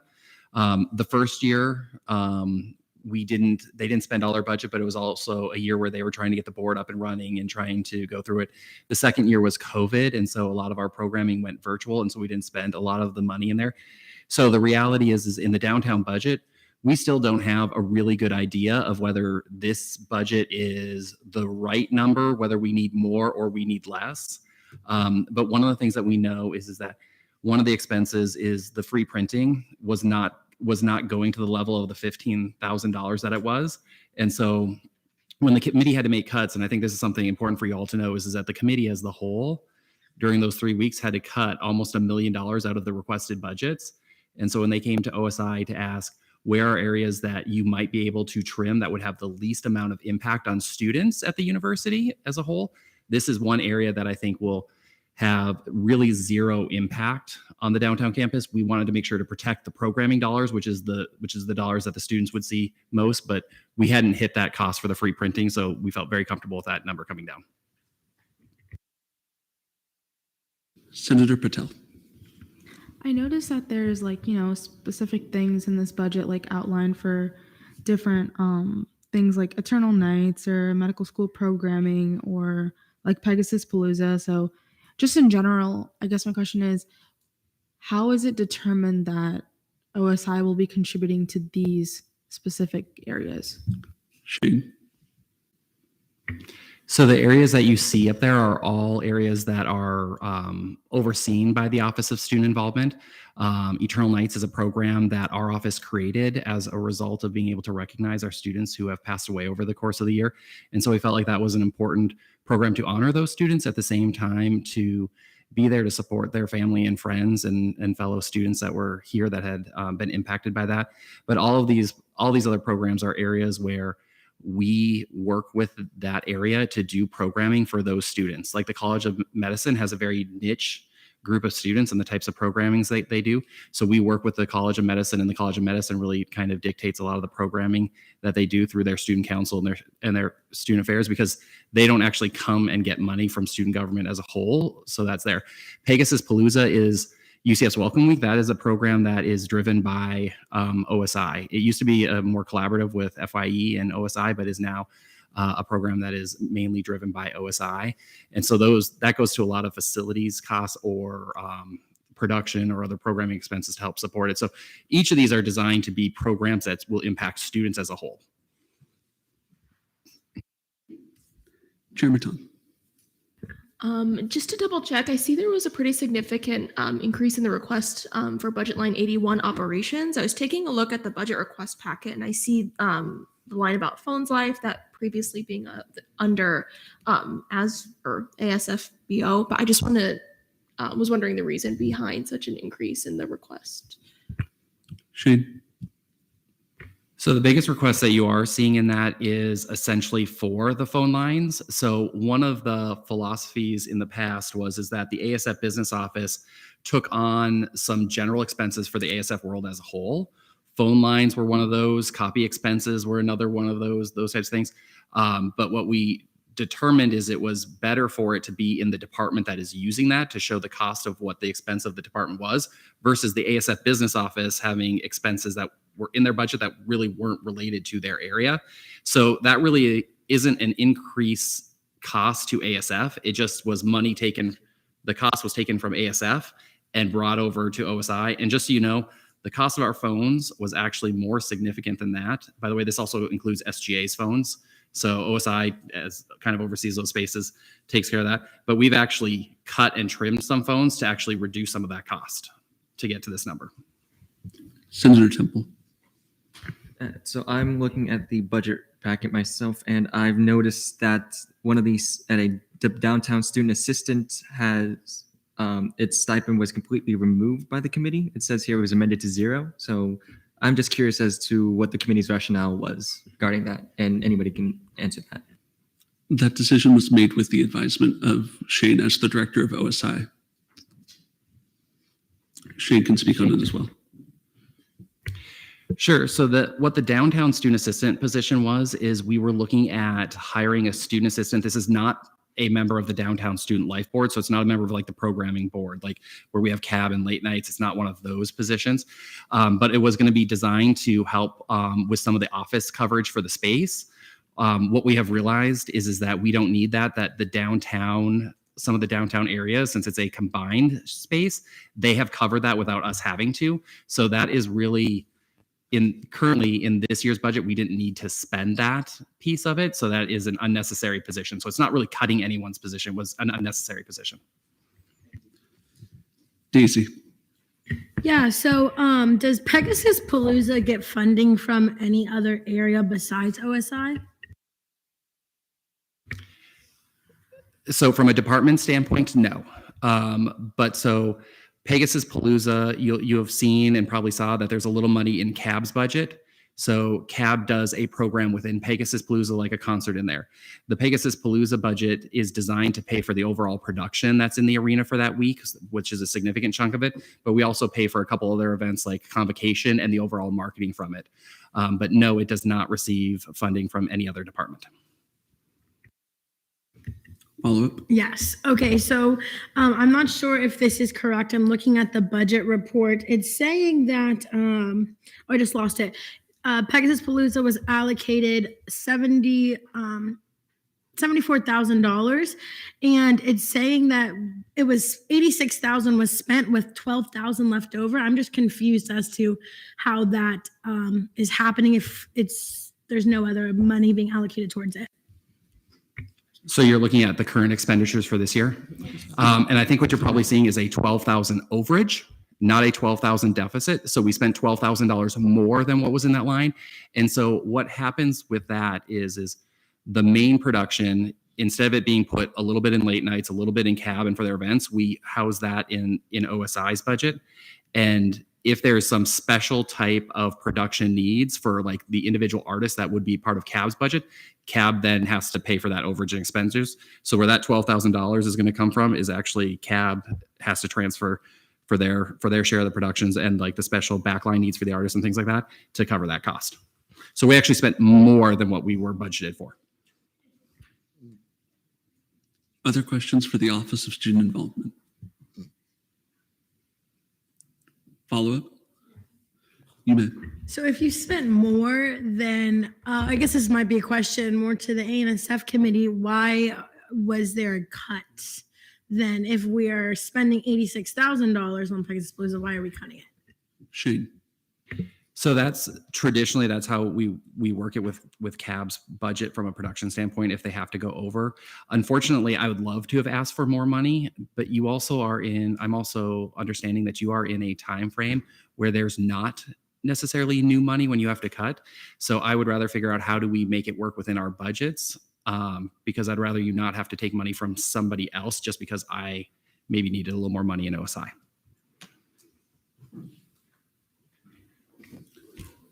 Sam, Move to go to debate. there's been a motion to go to debate. Are there any objections? Seeing none, we're now in debate. Chair Block. So when we were in budget hearings, I remember asking Shane several times if there were more places we could cut from OSI. We were very much looking for places to cut, and OSI was very nice in working with us to figure out areas which would be able to take those cuts. So I think we should approve the budget as it is because they've been so flexible with us and because I don't see anywhere else where it could come from. Pro Tem Kehoe. May I retain? You may. Yes, I was the committee rep for OSI, and when I met with Shane, it was very clear that he's done his due diligence to make sure that this budget, takes into account all of OSI's needs, but also, fits into our larger budget as a whole. And so for that reason, I will be voting in favor. Move to vote. There's been a motion to vote. Are there any objections? Seeing none, we're now in voting procedure.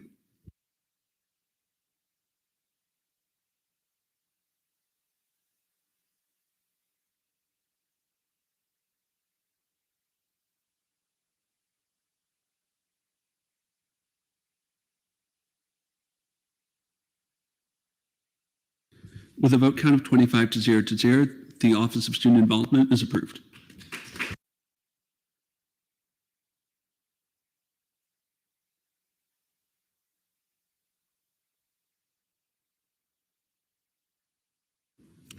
All right, up next is the Recreation and Wellness Center. So the RWC provides programs and services to students not only on the main campus at the main gym and at Knight Plaza, but also at downtown at downtown and also programming at regional campuses and Rosen. Line 99 was zero funded, so OCO was zero funded. It will be funded from the current fiscal year. And there were some reductions within line 100 RWC operations for things such as maintenance, technology, and regional recreation. We'll now be in line for questioning on the RWC. Senator Temple. So regarding line 100, what specifically does maintenance, regional recreation, and technology refer to, and why was there a cut to this particular line? So technology included the fact that we're moving away from Chronos in a couple of months to the new system within the university. Regional recreation was like satellite campus, like not the regional campuses. So like Lake Mary and things of that nature, where students were not using necessarily the services provided by the RWC. And then maintenance, I believe, was some cost with like plants and some landscaping, things of that nature. Does that answer? Okay. Senator Holmes. Sorry. Okay. Can, in I don't know specific. Oh, it's in operations. In operations, in row 36, it says telephone $39,800. Is that for multiple telephones, or could you explain? That would be all the phones that the RWC uses, so all their offices and things of that nature.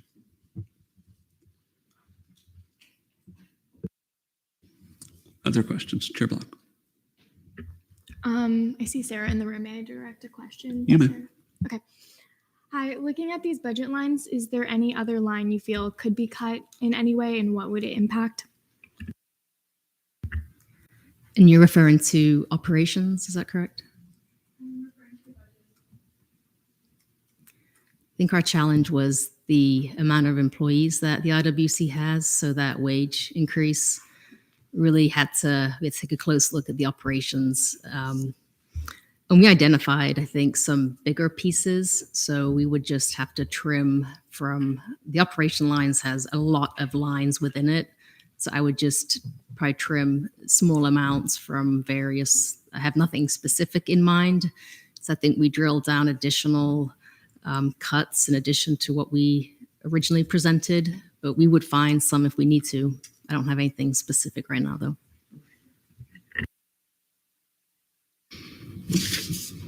Senator Taylor. Yeah, so you said the cut to region or in operations, regional recreation referred to satellite campuses. Could you go into more detail what specifically would be cut? Sarah will speak on that. So there are 7 different sites that we had set up contracts with.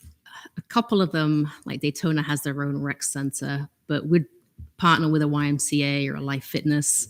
And then we have a contract, say 10,000 for the Lake Mary, YMCA. And then students that went to these regional campuses could go to those gyms. And that's how we provide rec services. So out of the 7, we took 5 and cut those contracts, or we'll cut them. And these were just based on very low usage. And so it just seemed there's like $30,000 right there. So that's the reasoning behind it, was the low usage. And then the 2, which are Rosen and Medical College, they get very high usage. So again, we're just trying to serve the most students. Senator Holmes. Just a question for you. So just for some contextualization, so this budget includes all the different satellite, gyms, I guess, that you have? I could just run down. There's Daytona, Sanford, Lake Mary. That's one. Altamont, South Lake, Valencia are the ones that we'd cut. And then Rosen and Medical College are the 7. Senator Patel. So I'm just looking at some of the operations costs, and I was just curious, as I see like under supplies, you have a marketing cost of almost $11,000, but then again in the printing, you include a separate marketing cost for $12,000. And just curious as how relevant do you think it is to print material as often as nowadays, like, most people are using their phones, or especially college students, and we follow the RWC and such. Do you think that like even more money than is being spent on marketing be spent on marketing just for printing? There is a difference between the marketing and what they print for their posters that you see out at the rec center. The copying, again, there's contracts with business services. So we have copiers on different sites. So we have to just pay a fixed cost. So some of that, a lot of it is just a fixed contract. Senator Galloway. President voting. So noted at 8:43 p.m. Sam. Move to go to debate. There's been a motion to go to debate. Are there any objections? Seeing none, we're now in debate. Senator Temple. Yes, so after hearing all of this testimony, I do believe I will be voting in favor for this bill, considering that the RWC and its various regional satellites do provide a number of beneficial services to college students. I believe it is pertinent to pass this budget to allow them to continue their services, and I encourage my fellow senators to do the same. Chair Block. Yeah, I think they've been working with us quite well. Out of all of the departments, the RWC has seen the lowest increase. So I don't see anywhere else. We've asked several times if there's anywhere else to cut, and I think this budget is as close to bare bones as we can get. Any dissenting opinions? A motion. Chair Maton. Move to vote. There's been a motion to vote. Are there any objections? Seeing none, we'll now be in voting procedure.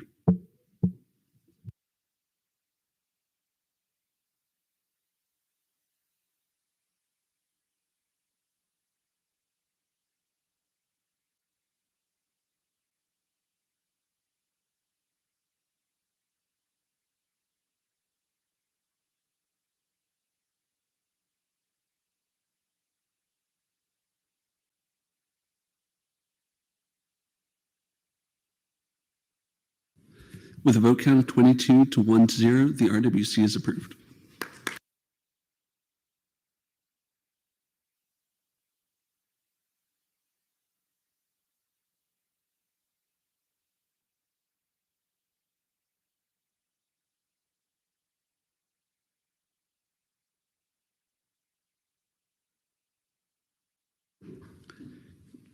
Just don't read the text on this slide.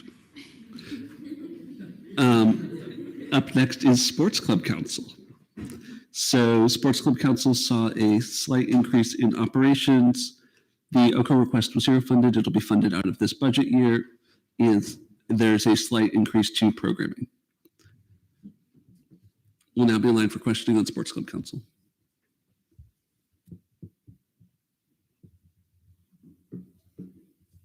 Sam. Hi, this is to anyone who can answer this question, but why did these line items see an increase? Lexi.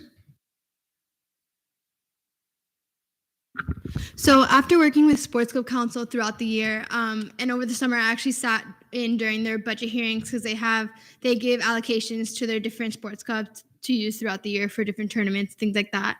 And I realized that they really couldn't give everything to each sports club team. And obviously that's the whole point of budget hearing, but there was a need to increase to give. I know like a lot of sports clubs couldn't do tournaments and things like that because they just didn't have the money to do it. So after working with them the whole year, and I know Jane wanted to see this increase to make the program better because and they have a lot of membership going on right now, and they're shooting for the stars and trying to get a lot more members. So it was only fair that we give them more money to account for the recruitment and all the programming needs that they need to give to each club. Also for context, in accordance with Title 8, organizations that are member of Sports Club Council are ineligible for Senate funding through FAO and CRT. Other questions? Emotion. Senator Foster. Moves to go to debate. There's been a motion to go to debate. Are there any objections? Seeing none, we're now in debate. Galloway. So as a former member of a sports club, I unfortunately had to withdraw my membership due to the fact that I couldn't afford it. I was on the Western Equestrian team. If anybody knows horses, they're not cheap. So I, during that time frame, was just getting into Senate, and that was something that I was looking towards, is seeing somehow if we could increase their budget, because being active and being in sports is very good for our health, our mental health, things of that sort. So I definitely think that this increase would be a good idea and would really help out the students that do want to partake in such activities. Sam. I would also like to speak in favor of this increase. I do know that the sports club is trying to have more membership in some other of their not as well known clubs. So I'm definitely in favor of this.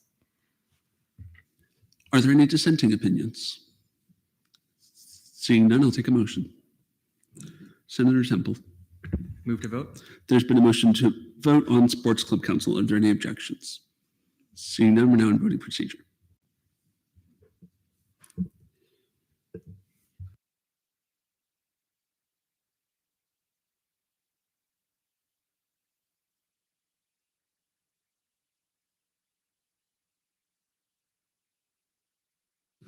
With a vote count of 24 to 0 to 1, Sports Club Council is approved.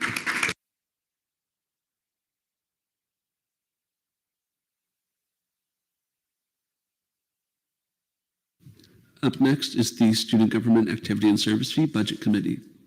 So the request was approved as requested. There are no changes. We're now in line for questioning.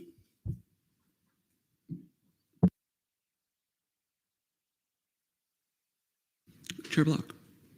Move to debate. There's been a motion to go to debate. Are there any objections? Seeing none, we're now in debate. Senator Temple. May I retain? You may. Yeah, it looks like the A&SF committee has put a lot of work into this, so I think we should probably vote in favor for it. And with that, move to vote. There's been a motion to vote on the Student Government Activity and Service Fee Budget Committee. Are there any objections? Seeing none, we're now in voting procedure.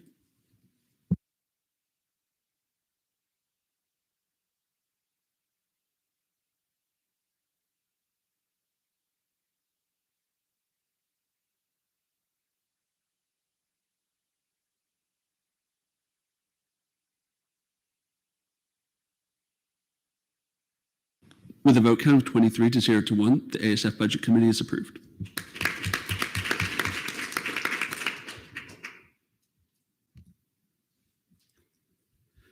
Up next is the Election Commission. So the operations stayed the same, and the only adjustment for OPS was that the hourly rate was adjusted back to the standard for student government. We're now in line for question.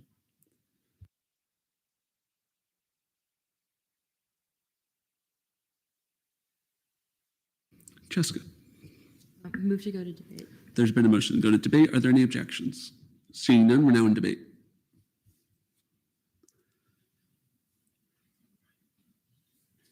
Pro Tem Kehoe. May I retain? You may. Looks good. Move to vote. There's been a motion to vote on the Election Commission. Are there any objections? Seeing none, we're now in voting procedure.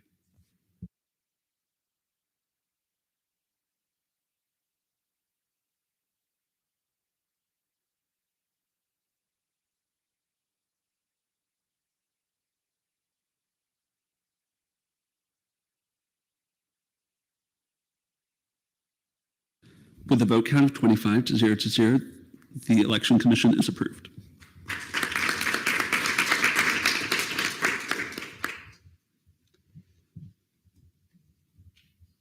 We're going to do this.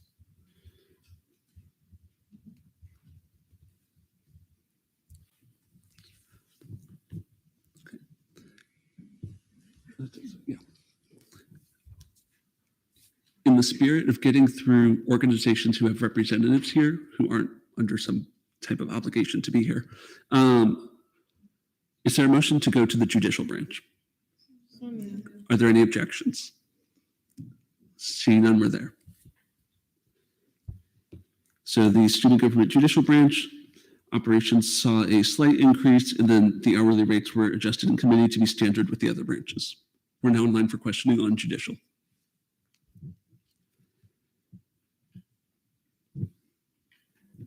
Senator Moll. Move to go to debate. There's been a motion to go to debate. Are there any objections? Seeing none, we're there. Senator Temple. May I retain? You may. To quote Kehoe, looks good. Move to vote. There's been a motion to vote on the student government judicial branch. Are there any objections? Seeing none, we're now in voting procedure.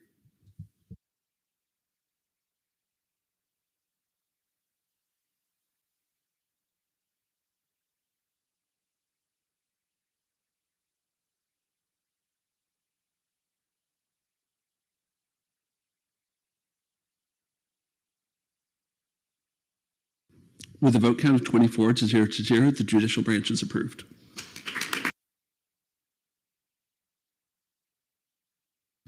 Is there a motion to go to student legal services? Any objections? Seeing none, we're there. So student legal services provides legal services to students and was approved as requested.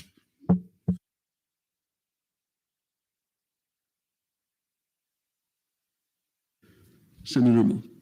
Move to go to debate.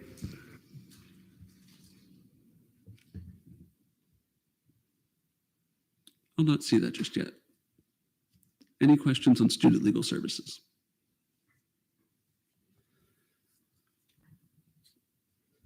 Chair Block. This is not a question, but I would just like us to note that this is out of the departments. It received the second highest increase. So if we would look more at their budget packet, that'd be great.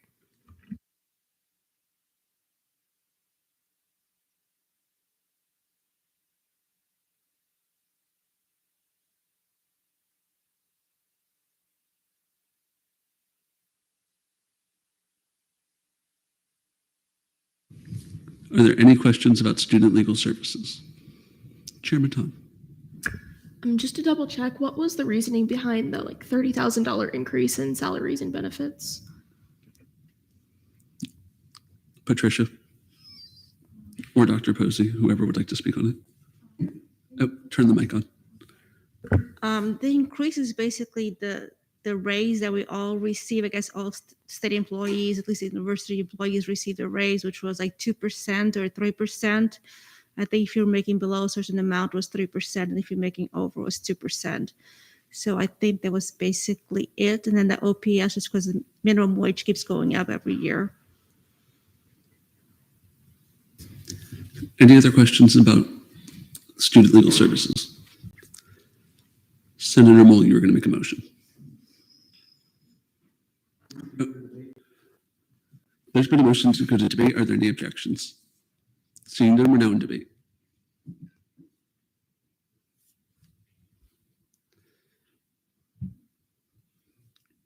We are in debate. Chairman Tom. You may. Awesome. I think there's sufficient reasoning for the increases that we see for the next fiscal year. So I encourage everyone to vote in favor. And with that, move to vote. There's been a motion to vote on student legal services. Are there any objections? Seeing none, we're now in voting procedure.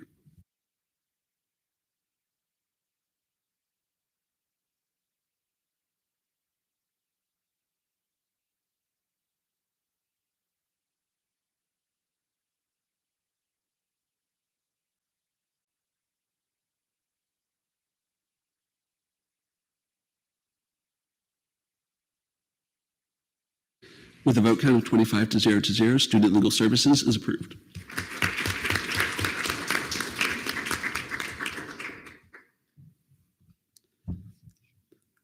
All right, up next is the student union. So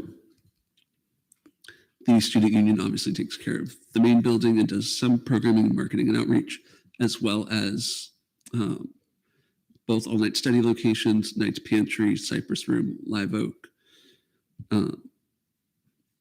things of that nature. The OCO items were reduced to 1 out of the 2 chillers and 4 out of the 7 air handlers for the AC project, as well as the Pegasus skylight was already included in the roof project, so that was removed. And line 171 operations was reduced by $17,000. Will now be in line for questioning. Chair Block. Do we have a representative from the student union? We can call one if you need one. My question is really just, is there anywhere else we can cut from?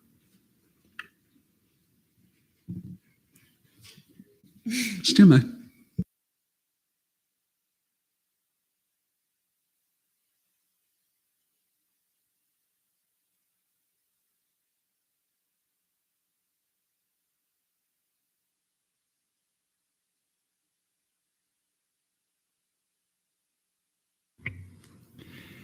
So the indication that I was given is, and one of the things, if you remember, is at the end of the budget cycle, in order to help balance the budget, what Rick asked, because a lot of the numbers are more challenging, is that you increase his revenue line. So at the end of the budget, you actually, in order to help balance the budget, you increased his estimated revenue, which means if it doesn't come in, it will have to be a self-cut he's going to take later. So there wasn't necessarily anything that he has currently outlined in addition, but he's still kind of writing back.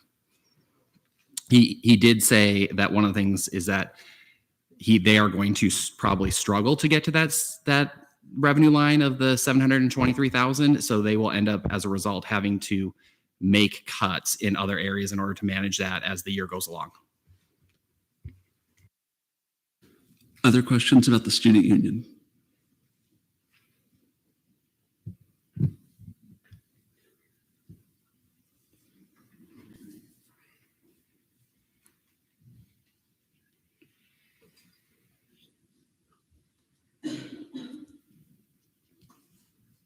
Senator Richard.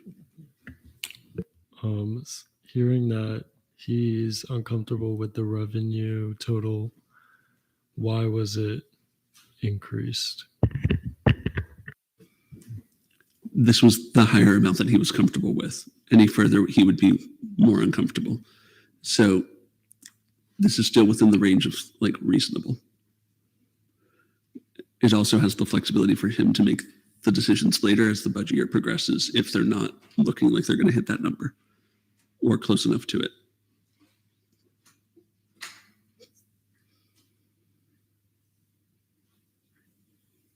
Sam. May I ask what the reasoning was for the $17,000 reduction in line 171?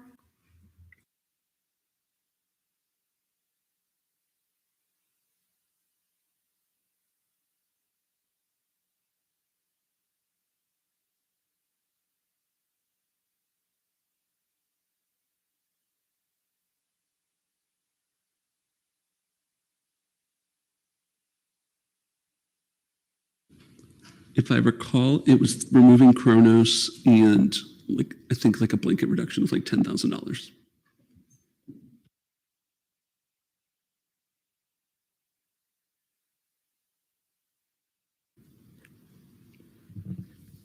We're still in line for questioning.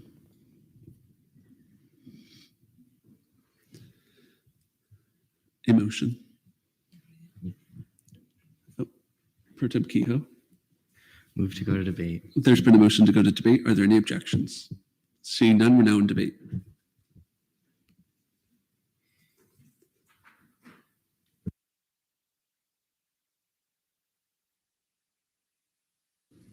Some lively debate. Senator Temple.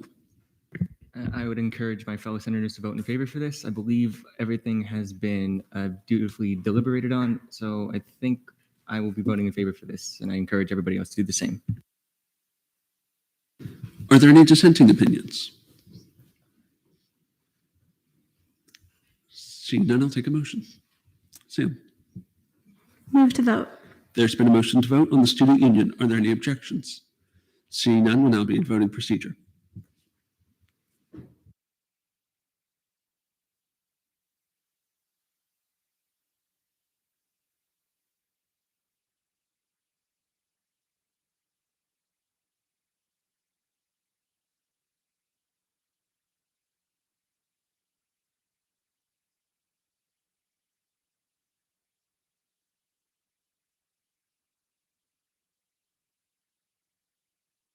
With a vote count of 23 to 0, the student union is approved.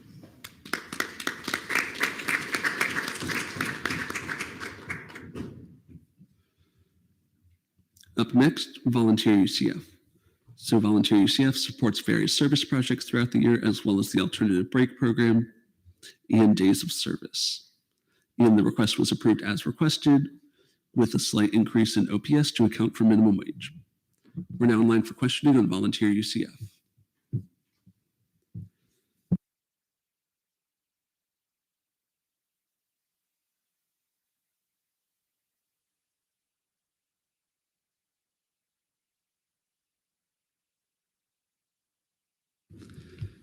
Is there a motion to go to debate? Any objection?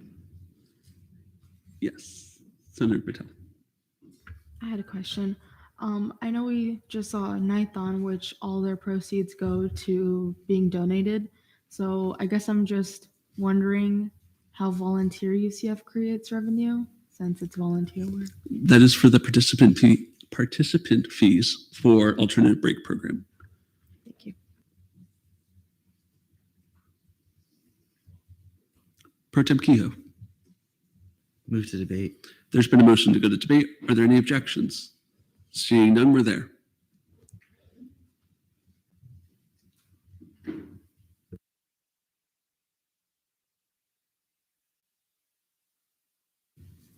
Pro Tem Kehoe.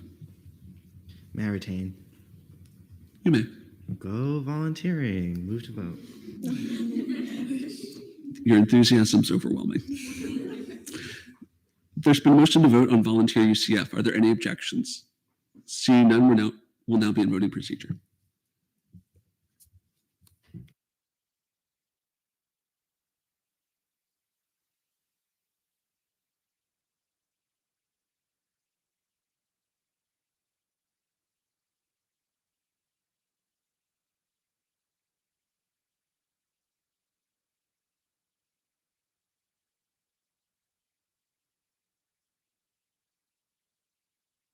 With a vote count of 22 to 0, Volunteer UCF is approved.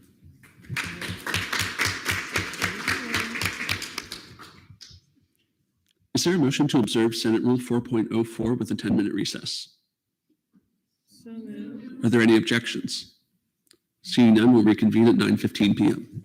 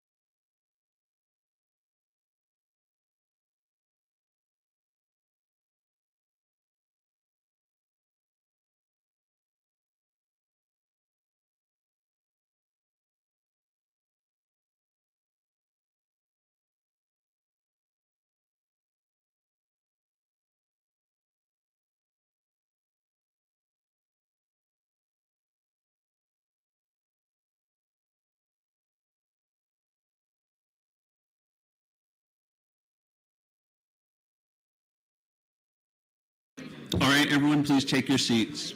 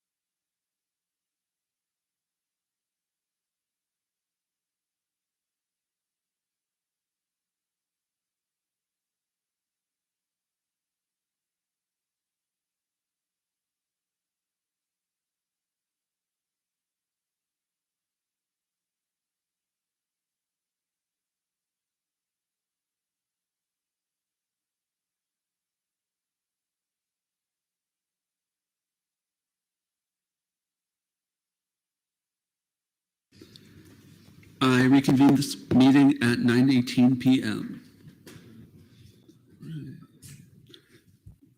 Is there a motion to return to the student government executive branch? All right, we're there.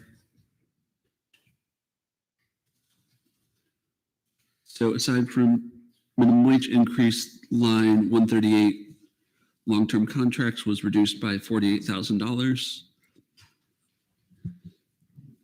We will now be in line for questioning. Is there a motion to limit questioning and debate to 30 minutes total? Are there any objections? Seeing none, the 30 minutes starts now. Chair Block? Is that 30 minutes solely on the executive branch? Yes. Okay. Questioning and debate for the executive branch. Yes. Can you explain the reduction in line 138? Other committee members can also speak on this. I believe it was the use, not seeing like a return on the use of Lyft. And that not all $120,000 was like going towards Lyft or to projects. 2 minutes. Thank you. So I know that line 138, $48,000 are getting taken from the Lyft contract, but I was just wondering why it's so much and what exactly we're taking from the Lyft contract. Would any committee member like to speak on this? President Hall. All right, so here's the tricky thing with the Lyft contracts. So you have a pot of money going for the Lyft codes, and all the codes are consistently being claimed, but they're not all being used. And so we're seeing a very small percentage of them actually being used. And so there was some concern over allocating such a large amount of money when we weren't getting that kind of return of investment on the rides. The one thing that I will say in caution when we're dealing with this area is that the percentage is likely going to stay the same of the amount of codes being used, but you're limiting the total number you can pull from. So you're going to be lowering and lowering, if you lower it anymore, the total amount of codes that are being used. Does that make sense? Because that percentage is still going to stay the same. So it won't necessarily fix the issue of codes being claimed and not used. It'll just limit the amount of people who can participate in the program. Senator Holmes. And do you have a speculation as to why there's a lot of claims instead of actual uses? Because I know there was a concern that the lifts didn't go as far as they expected it to, if that makes sense. Lexi. So like Meg was saying, we have like a certain pot of money, and if those claims get used, if they don't get used, like that money, those codes can't be claimed to someone who is potentially going to ride. So that money is essentially not lost because we don't get charged unless it's used, but that's one claim taken away or one code taken away. And there's only a certain number of codes. So we have to assume that, let's say all the codes were claimed and used, we can't like risk doing more codes and then everyone claims it and then we don't have the money to do it, if that makes sense. You may. Yeah.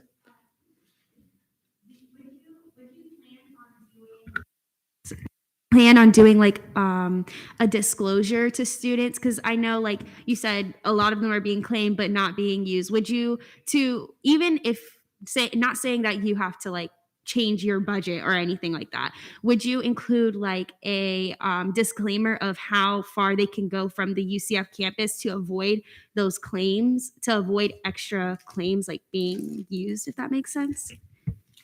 Austin?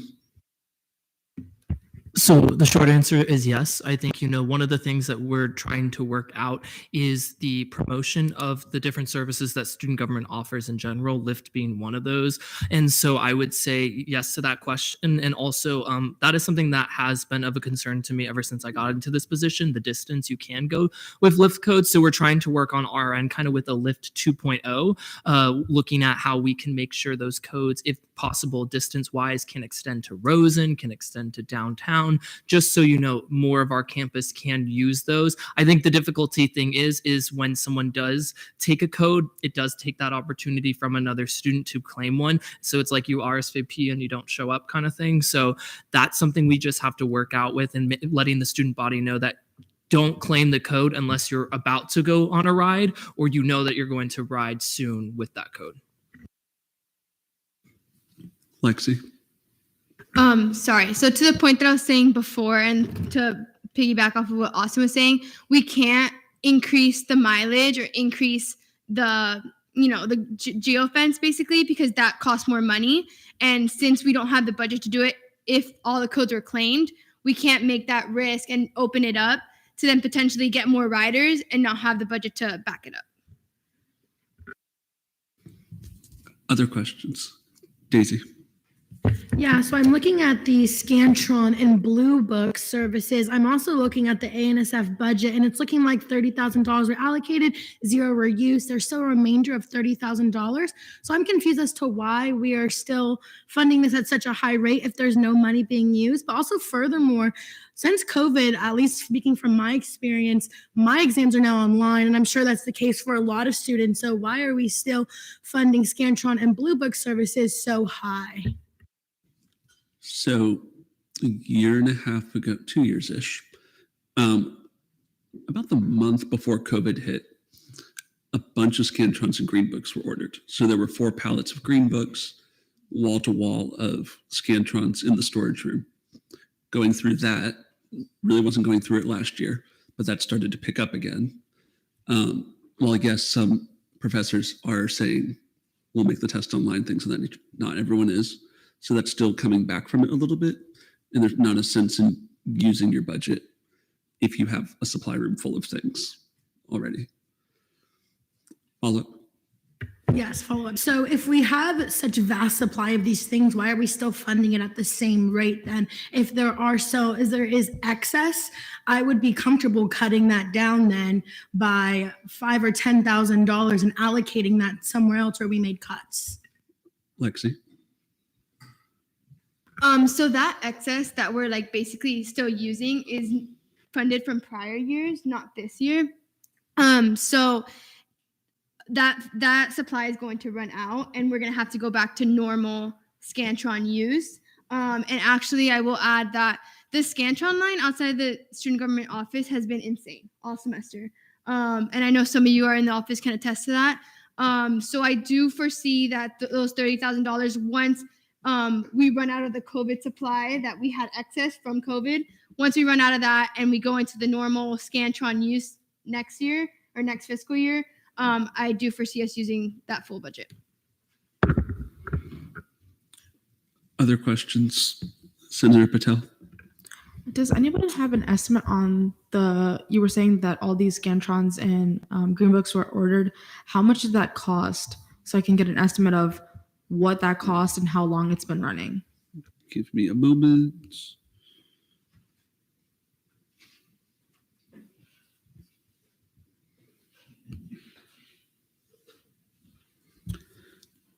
$1920, it was $43,800. With that being said, oh, actually, never mind. It's not a question. Vice Chair Mitchinson, a question. Yes. Do you plan on using the $30,000 allocated for this fiscal year to replenish that supply? I believe so, yes. I think it makes more economic sense to order one big bulk order rather than do it like sporadically throughout the year as you're running low. So that's why it's a zero number, not like halfway because we're halfway through the year. Does that make sense? Daisy. Yeah, so when was the last time we purchased Scantrons in bulk? And then I would have a follow-up question after that. I believe the time I just referenced, 1920. So February 2020. Okay, so then where has can I ask a follow-up question? You may. So then if the last time we purchased was February 2020, where's the excess $30,000 we've allocated the last couple years been going? And is like it rolled over? Where's that money going if we're not spending it? Believe last year it was transferred to other initiatives around campus.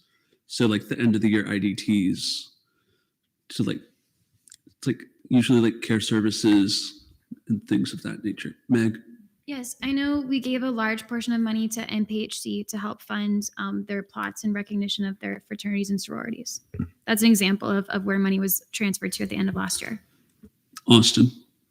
And to follow up with that, just to avoid any confusion, that was money from the previous administration that we utilized, not money from our administration with that. And I do foresee, since the university was closed, last year under that previous administration, in a way, they didn't need to buy that bulk, but I do expect us, given the cases of the Scantron lines and everything else, us to buy that bulk. Follow up? Yes. So why do we suspect it to go up a lot more, considering that I know we're not in a state of emergency, I know we're not shut down, but so you're just assuming we're going to increase? And I also would like to know, why are we giving them $30,000 if the money is going to be allocated elsewhere anyways? So the 30,000 is a reduction from the 40,000 from like 1920. So there's already been some cuts to it. For context, Meg. Right, and just to clarify, Vice Chair Mitchington asked the question of if we were going to be using this money on Scantrons, and I answered yes. So it won't be allocated other places at the end of this year. But we have seen a general increase in the amount of students this year compared to last year. Additionally, if you've noticed, they've been handing out 3 Scantrons versus 1 in previous years. So there is a difference there that could explain a significant increase in the amount of Scantrons being handed out.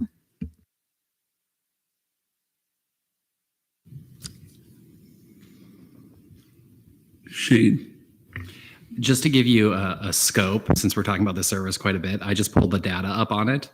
And this is predominantly for the fall semester.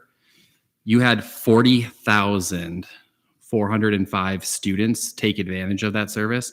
And you guys gave out, as student government as a whole, 84,505 which is predominantly the fall and just a little bit more of it. So the amount of people getting Scantrons and green books is quite significant.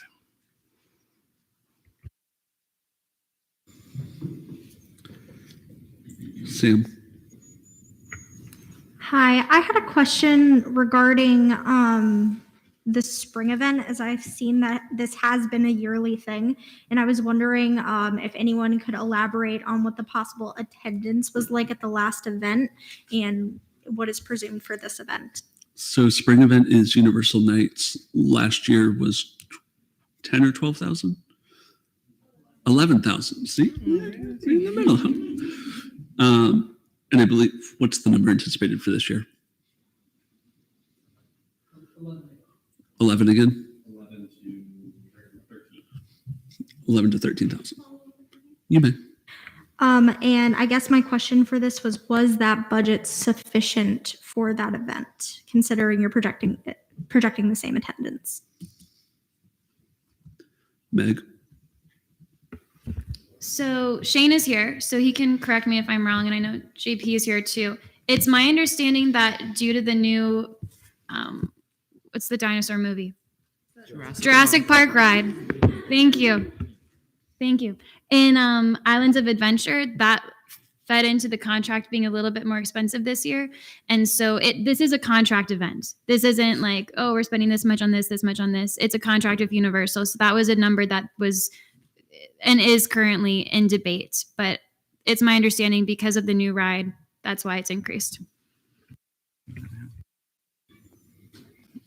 You may. Well, yeah, so from last year, as you can see, it was an increase. I was talking with Shane in the beginning before we sent the contract out.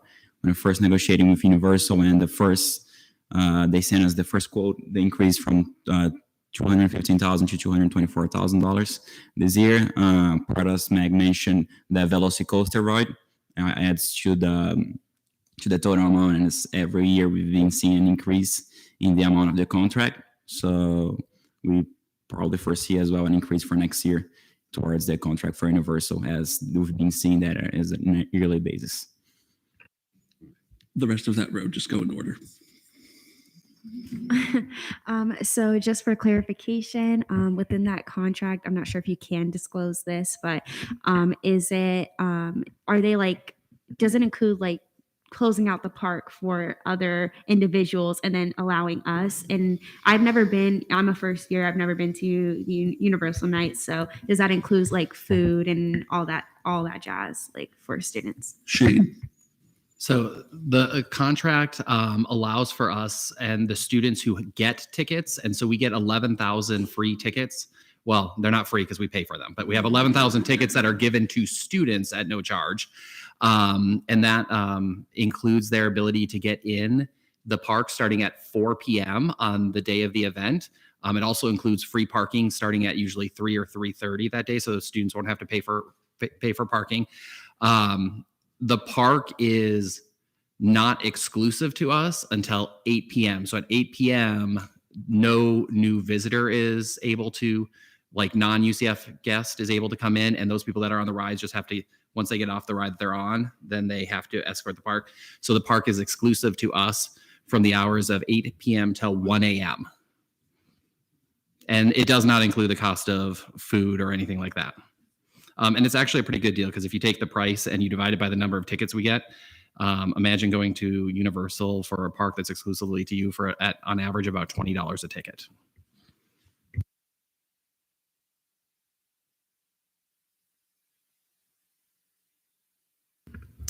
I was just going to ask, I know that there's operation costs within the budget, and I was just wondering, have these costs stayed the same since, I guess, pre-COVID, or when there was more training, development, retreats happening, when there was more involvement, I guess is my question. Can you rephrase the question? Sure. So I know here, like specifically, like it says for training and development and retreats, there's $5,500. So I know that we've been trying to get senators to come in and stuff like that, and different positions as well. But I feel like we've had 2 or 3 trainings in the last semester and a half, I guess. So I was just wondering if the cost has stayed the same or has it decreased because like involvement has somewhat decreased. Are you referring to the legislative or the executive branch? Sorry, executive branch. Austin, Lexi, Meg. Right. So if I'm answering your question correctly, we're back fully in person for our side of operations, the executive branch. So like, for example, our retreat this year was fully in person. Our meetings are fully in person. And so that side of things is back to the, pre-COVID price, if that makes sense. And so we felt comfortable with where it was last year and the year before, and it's being used to its fullest. Daisy. I want to know from may I direct a question to the committee? You may. The increase in OPS, I'm assuming that's the pay of the executive branch. Why are we increasing by $27,000? And yeah, that'll be my first question. Austin. I believe, similar to all the other agencies and departments, it was to account for the minimum wage increases that the university and the state of Florida is requiring. And if Meg wants to add anything. It's my understanding that no one who is making above minimum wage is getting an additional increase, if that clarifies anything.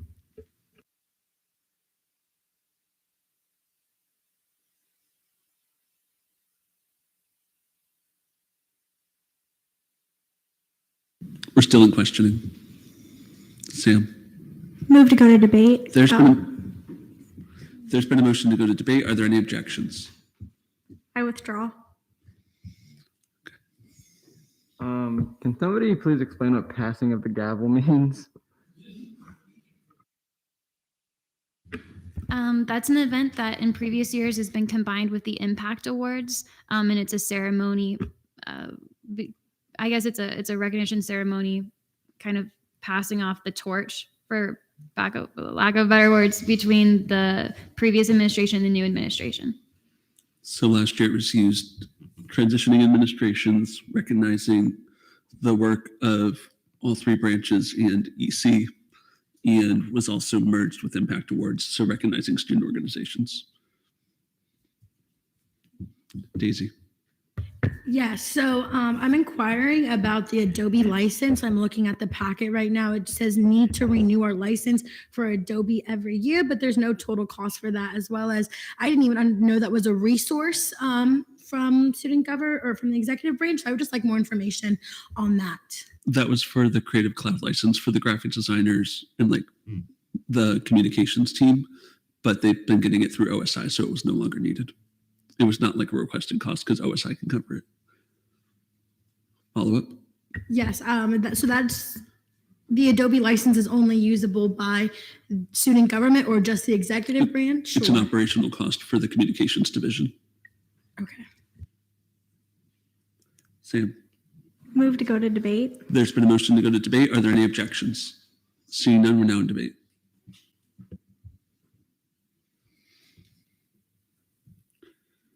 There are 9 minutes and 30 seconds remaining. Vice Chair Mitchinson. Okay. You'll have 5 minutes in accordance with Senate rules. Cool. I would like to have a discussion regarding student government OPS. It was a discussion that wasn't able to be had during the budget hearings. And with that, move for 5-minute speeches, unlimited questioning, and 20-minute debate for budget lines 124 and 144. Speak for 5 minutes and we'll reevaluate. Move to see budget lines 124 and 144. That's the motion. You just want to limit debate to 125? No, I want to see just those two budget lines. That's the OPS lines for the executive branch and the legislative branch.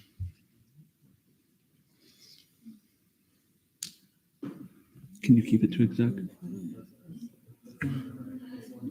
Ryan. So procedurally, there's already something on the table. And so to do what you're trying to do, you'd have to make an amendment, and then we would be in debate on that amendment. Point of inquiry?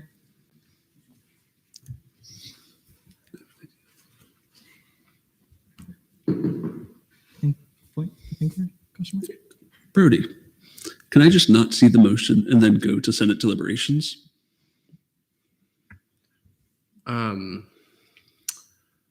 That's a no. Unless you want to table the rest of the bill, because we're still in business, right?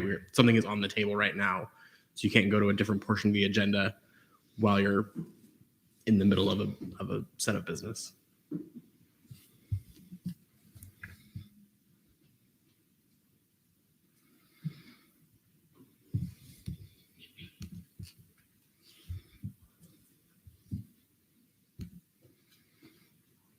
and 150. 144. Oh, just think not. 150. Yes. Sorry. 150 and 125. See 125, 150 together. Yes. What'd you say? 5-minute speech, 10-minute questioning. Unlimited questioning, 20-minute debate.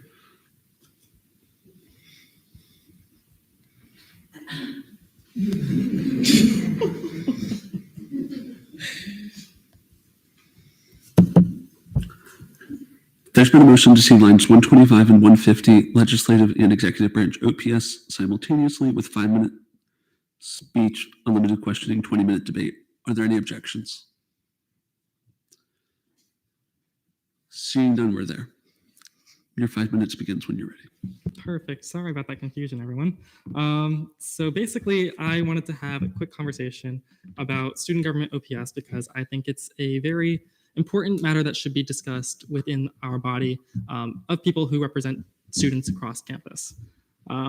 So currently, the overall OPS for the entirety of the ASF budget is $4 million, $4.5 million, with the entirety of salaries and benefits and OPS totaling to $11.1 million. This is currently over half of the activity and service fee being paid towards salaries. This totaling to 52.9% of the ASF budget. With that, the executive branch took the largest OPS increase with a 20% increase, where the second largest was VUCF with only a 7% increase. All the other ASF funded entities were below that 7% mark, none of them hitting a double digit or coming close to a 20% increase. Student government OPS is for our student leadership roles, not student employment. The purpose of our roles is to make an impact on the students and to serve the student body. It isn't meant to be a job. Student leadership roles are ones that would be filled without compensation. For example, student body president would get filled whether they were paid or not paid. All of the student directors in the agencies that we fund, with the exception of the executive directors, do the work that they do as student leaders uncompensated. Roles like front desk staff, those would not be filled if they were not compensated. So those are more classified as student employment. Our counterparts in the ASF entities do the same roles as we do within their respective agencies. So the fact that student government has control over the budget is the only reason that we have the same people doing similar expectations, but yet we are getting paid and they're not. So our student directors, or the student directors in the ASF funded agencies, receive no compensation, whereas our chairs and coordinators do. I'm going to use CAB as an example real quick. CAB has directors that do programming for their different respective areas, similar to how we have within our branch, 2 branches. So CAB has different areas such as concert, comedy, cinema, whereas exec has things like transportation and safety, diversity, inclusion. Senate, we have our different committees. So CAB's committees are composed of approximately 8 to 12 volunteers that meet once a week to discuss different topics regarding events and ideas within their respective areas, which the directors are responsible for organizing and conducting, just like our chairs do in Senate. They also are responsible for going out and actually planning these different events, similar to how the coordinators and exec are responsible for planning events for their branch. 2 minutes. So these entities do the same kind of work, but no compensation. Now, I understand that it would be great to be able to pay all of them in the agencies for the work that they do, and then also pay us for the work that we do. But that isn't feasible, especially at the rate that we're currently paying people with the activity and service fee budget, or with activity and service fee that we collect from students. Now, I don't want to cut any positions. I don't want to cut pay for anyone. The entire purpose of this discussion is I'd like to reduce the simple amount that we're paying people, reduce the amount of hours that they're working, and compensating these people for. So on the original document I attached in my report early on, I linked my proposal in actual numbers that I have proposed for everyone. So if y'all want to take a look at that, basically I'm reducing a couple hours and weeks within the executive branch, also reducing the number of coordinators from the requested 10 back down to the actual 8 that they have for this current fiscal year. And then the legislative branch, I'm reducing hours as well. I now yield to any questions. We're now in line for questioning. Senator Hall. Hi, so I know that you said the total OPS that comes out of the activity and service fee was about 52%. Since we're talking about student government, do you know what percent of the budget student government OPS makes up? So the 52% of money that I was referring to was both salaries and benefits and OPS included. I can check real quick to see what the total percent. The total amount of OPS, give me 1 second. The total OPS is 21%. And then exec, legislative, do you want all of student government, including the other branches, or just legislative and exec? Okay, perfect.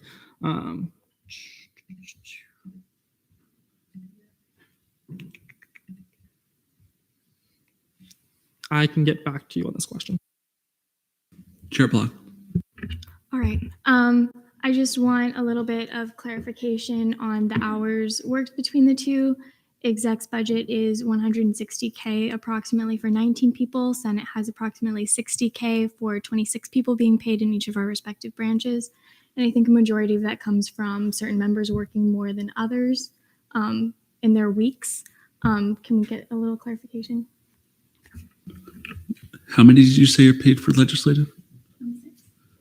Vice chairs are not paid. I think there's It should be, yeah, it should be internal committee, or like Senate committee chairs, Speaker's office, pro tem's office.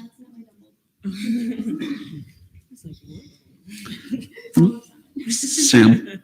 I was just going to say, Sean, I don't see your proposal linked.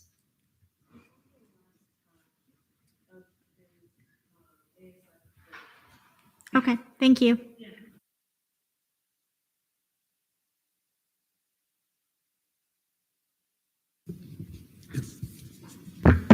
So, Sean, I had a quick question for you. Is it possible to see like the difference of like what you, I guess, what it's like now and to what you're proposing instead of going like back and forth between all the sheets? If it's not, it's okay. Yes. Okay, yes. So let me actually explain the sheet for a second, because I realized I didn't do that. So there's 5 boxes if you look at it. The top 2 on the left side, or the top, okay. So the left 2 are for the executive branch, the middle 2 are for the legislative branch, and then the one up on the right is just like an overall cost kind of thing. The 2 for the legislative and exec on the top are what is currently being asked and what have currently been approved by the budget committee. And then the 2 on the bottom are what I'm proposing. So simply speaking, it's only a $40,000 cut between the 2. But I feel that this is a good step in the right direction to moving us onto a path where we can, look at OPS in a different way and, kind of balancing our, bias in the budget with paying our student employees or student leaders. And then we can also move that $40,000 around to other agencies and departments that have received cuts this fiscal year, or for this fiscal year's budget. Nathan, Allison, Daisy. Yeah, so looking at the executive branch and your proposed changes, you decreased the amount of weeks worked, and I was just wondering what kind of led you to that change and what info did you take into consideration? So basically, the way that I got to the numbers I got is, so on the budget request packets, you'll see that they have the different positions and the rate at which they work, the hours and the weeks that they work, but these are all relative numbers. Like these numbers don't mandate anything. They're simply a guideline to determining that total pot of money, the requested 160,000, the requested 60,000. So in theory, if a branch had decided that they wanted to move those numbers around, I believe exec actually changed the numbers around this year because they added 2 new coordinators and they had to kind of move that money around and let them choose. I don't know exactly what your guys' numbers are, but you had to change how much people could clock in for. So it's basically just a pot of money that they could decide how much they want to let their people clock in for. So I found that these numbers led to having a more reasonable pot of money to draw OPS from. It kind of moves it similar to like what it was last year. So compensating for the increase from OPS or increase in minimum wage and that giant bump. Because like we can theoretically change the weeks and hours on here, but in the final say of things, the branch head has that final determination on how much they want to let their branch clock in for. Allison. So I think I'm just trying to understand the motive and reasoning behind changing just the coordinator position and going from 10 to 8 and then also reducing the hours. So I think if I understand that a little bit more, I can see this a little bit clearer. Okay, so the 10 to 8. So originally, the executive branch only had 8, like from the current fiscal year we're in right now. They were given 8 coordinators pay, but they asked to increase that to 10. So basically, I just want to reduce it back to what it currently is and not give them that additional 2, if that makes sense, if that answers your question. Daisy. Yeah, so Sean, this is very well put together. I just was inquiring because Pro Tem Keogh asked, what did you talk to any of the people in the legislative branch or their positions? I just want to know, just because these are cuts made, and I just want to know you took their opinion into consideration, or if not, I would like to hear the opinion of Brandon Greenway and maybe Austin Wilson, just people in the executive branch who work through. I understand they will have a bias, but my question is really kind of directed to that. If you did ask for consideration, and if not, I would like to hear some of their input as to what they believe should be the course of action for their branch. So this was actually a discussion I tried to have during budget hearings, a room of which was filled with almost 90% people that were currently employed by student government OPS. I tried to have the discussion, put the motion on the table multiple times, tried to recommend it, though it was shot down and we ultimately were not able to have that discussion. So I attempted to have that discussion, but people didn't want to have it. Galloway. Okay, so theoretically, let's say, sure, we're going to cut the budget. Where would you plan to put the rest of the money? I think that'd be up to the body here. We've got a couple different options. We can look at what we had to cut previously during budget hearings and then determine where we want to put that money either back, or we can look at different areas and what they could use this additional funding for, and basically evaluate, which area do we think most best will benefit the student body, and basically speak on behalf of our constituents and decide that. Follow up? You may. May I direct a question to Vice President Wilson and the amazing Brandon Greenway? I don't know your position name. I'm sorry. Yes. You may. What is your guys' opinion on this, considering I do sit on scholarship committee and I do know you do put in a lot of work to that. So for that, and also, Vice President Wilson, I would like to hear your input as well. President Hall, Vice President Wilson, Comptroller Fabregas, your opinions. I'll speak first. Thank you.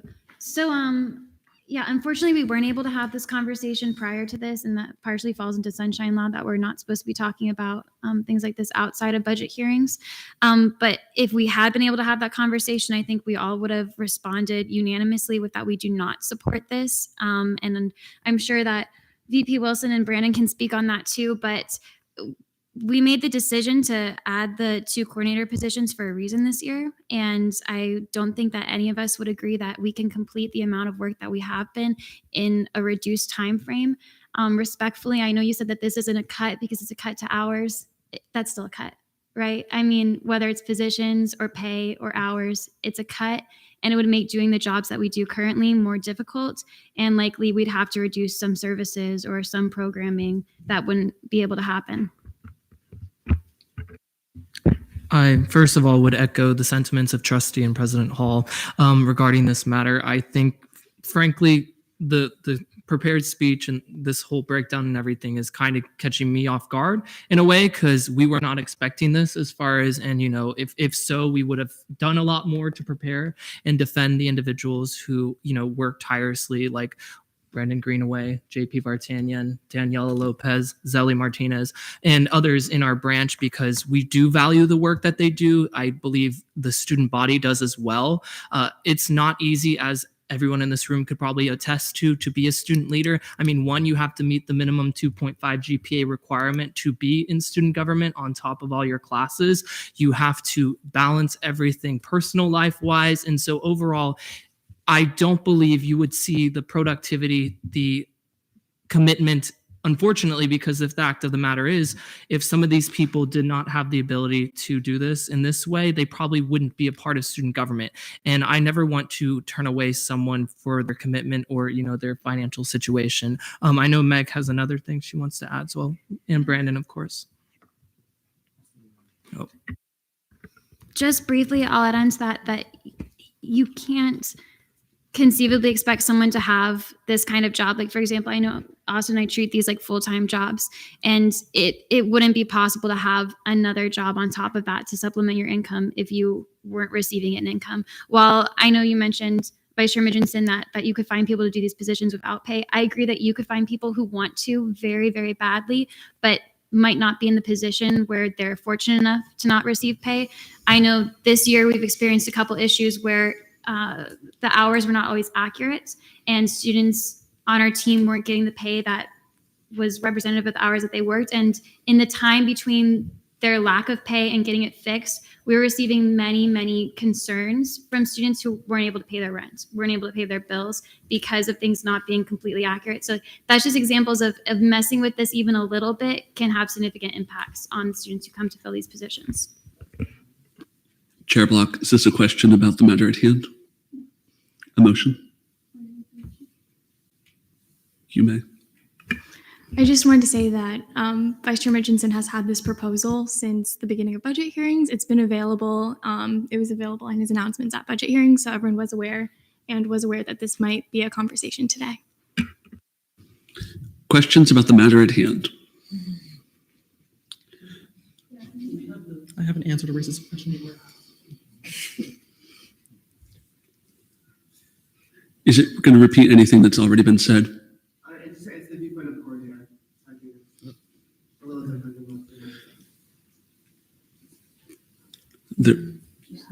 You may. Hi, everybody. The incredible Brandon Greenaway. I like that. Thank you, Daisy. No, I just wanted to kind of give a little insight as a coordinator, specifically on the hours dropping. There is so much that we have to accomplish in 1 week.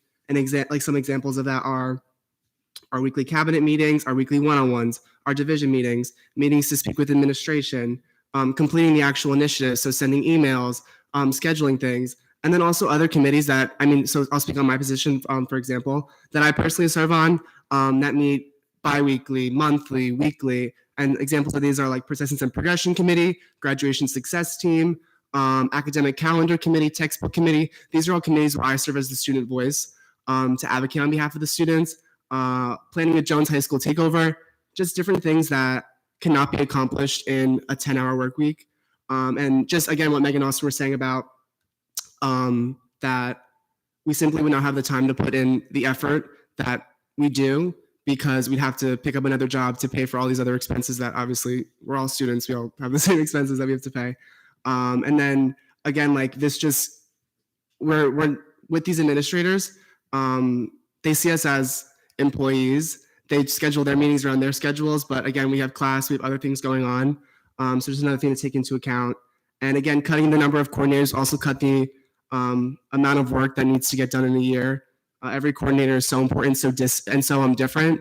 In student affairs, there's 6 completely different coordinators that meet with 6 completely different groups of people and to accomplish 6 completely initiatives. And it's the same with the comms division.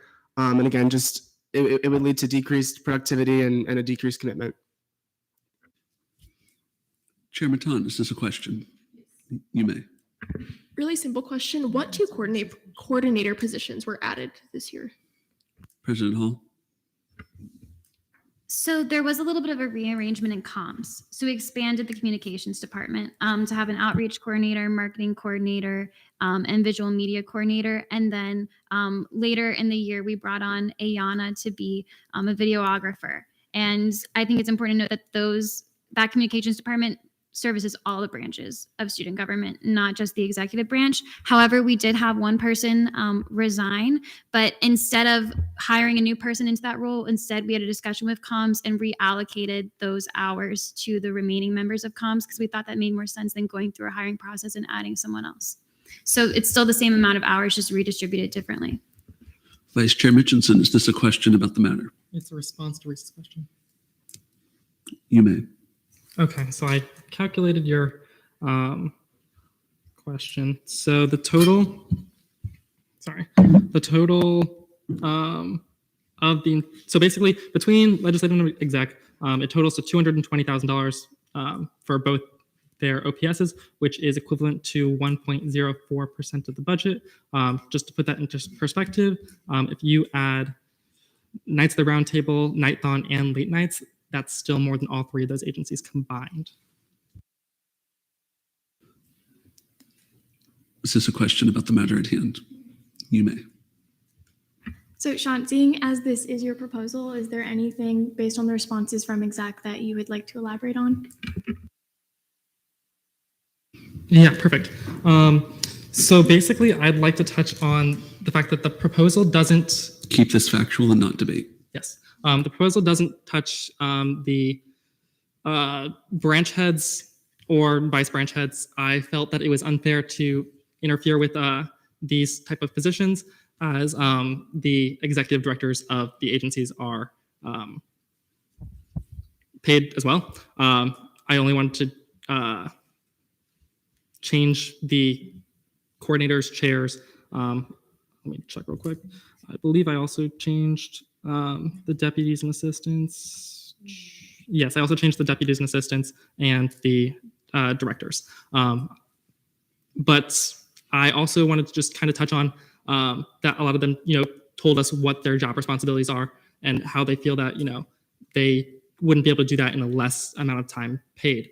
But the issue that I originally brought up was that there are people downstairs in OSI that are in very, very, very similar leadership roles who do this completely in their free time. They have to go out and get secondary jobs to be able to do what we do because we're paid here. So I'm just trying to make it fair to, the other student leaders on campus that don't have a seat at the table in this room. Galloway. May I direct a question to President Hall? You may. Okay, so I know you kind of mentioned this a little bit in your response. You said that there was like an issue with hours. So seeing that we keep this the same amount of hours that you currently had for this administration, do you feel, reflecting on this past year, do you feel like that the hours were a perfect amount? Do you feel that they were a little bit less? Like what I mean by less is like there wasn't enough hours for the amount of work that your branch did. So I feel like this year's budget is appropriate. Well, that's difficult to answer. It took a lot of restructuring and then we went through a period of time. The difficult thing is that we weren't able to hire Ayana until later into the year.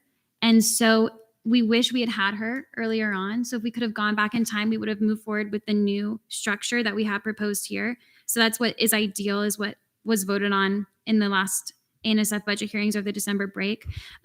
If we had been able to acquire a videographer earlier, we would have been at that 10-person coordinator, and we would have been, I think, a lot more productive during the summer and had more videos and content for all the branches to use to promote their services. So that's something that if we could have gone back in time, we would have added in. So that's what we're trying to set up the next administration for success, so that they're able to have all of those positions filled consistently from the beginning.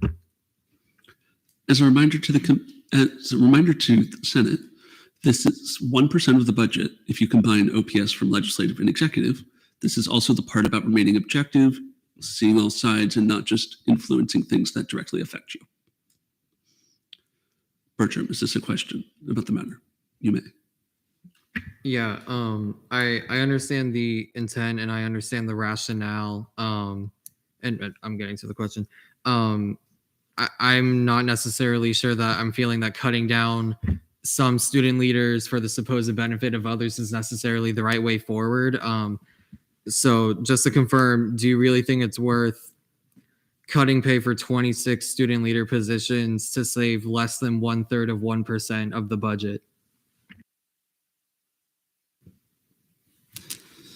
Yes, I do. I don't think it's necessarily the, looking at it as, 1/3 of 1% of the budget. I think it's looking at, we as student leaders have the option to either take this money that is allocated.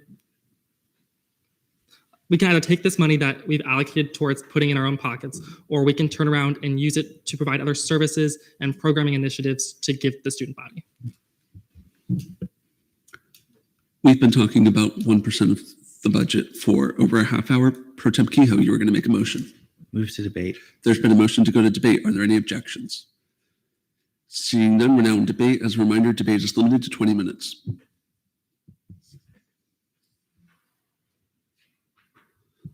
Only senators may debate.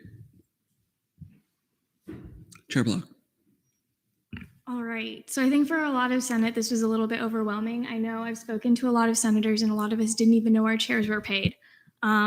These are positions that would be filled either way. For those of you that don't know, my position is paid and I don't take it. I work almost more hours here than I do at my internship. So it is a lot of work, and there are students, previous Senator Desai would do it without pay. These positions would be filled either way for Senate at least. And I want us to note that all of us in this room are biased just because of the positions we hold within student government. And I think by not being paid, it's given me a privilege to be able to look at this budget in a different way and think about where this money could go. I get so sad every day when I open my email and I see students we can't fund, initiatives we can't help. And I think having this extra, I think it was $40K, would be extremely beneficial to our student body. And looking back at some of those programs we had to cut, I think it is an appropriate move if it's going off of an effort to be more equivalent to other student organizations on campus. And that is all I have for debate. Thank you. Daisy. May I ask a question to anyone who knows the answer? Hold on. I'm wondering, are we seeing executive branch OPS and legislative branch OPS as one to cut them both at the same time? Or are we looking at cutting them individually, like seeing them individually? We're considering them both right now. Okay. The motions later, we can Okay. hash that out. Sam. All right, I'm gonna go through this as moderate as possible and try to keep it through that moderate lens. The best way that I can think about it is, yes, we are all student leaders. And I mean, I personally do all the work I do unpaid as a caucus chair. Caucus chairs aren't paid. We know that. And I necessarily wouldn't mind doing the work I do without getting paid. But I also understand the perspective that sometimes with the amount of work we do, it can be really, really hard to balance all of that with the job. So it's kind of hard for me to vote yes on this, knowing that, because I do know that not everyone has the ability to do that. That's my 2 cents. Allison. So I've been listening to everything everybody is saying, and I do think I'm going to be voting no on this.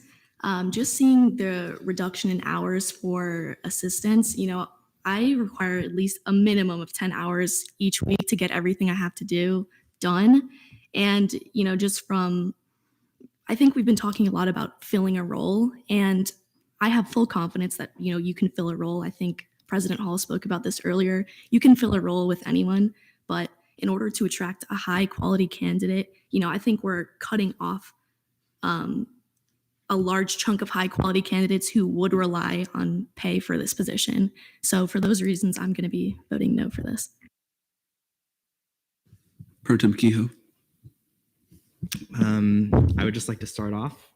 Obviously, I am a paid position. I do have that sort of bias in this. You can see how much I get paid. You can see how much I work, and I do work that amount of hours every week. But I think what the A&SF budget is for is to support students. And by paying student leaders, you are supporting students.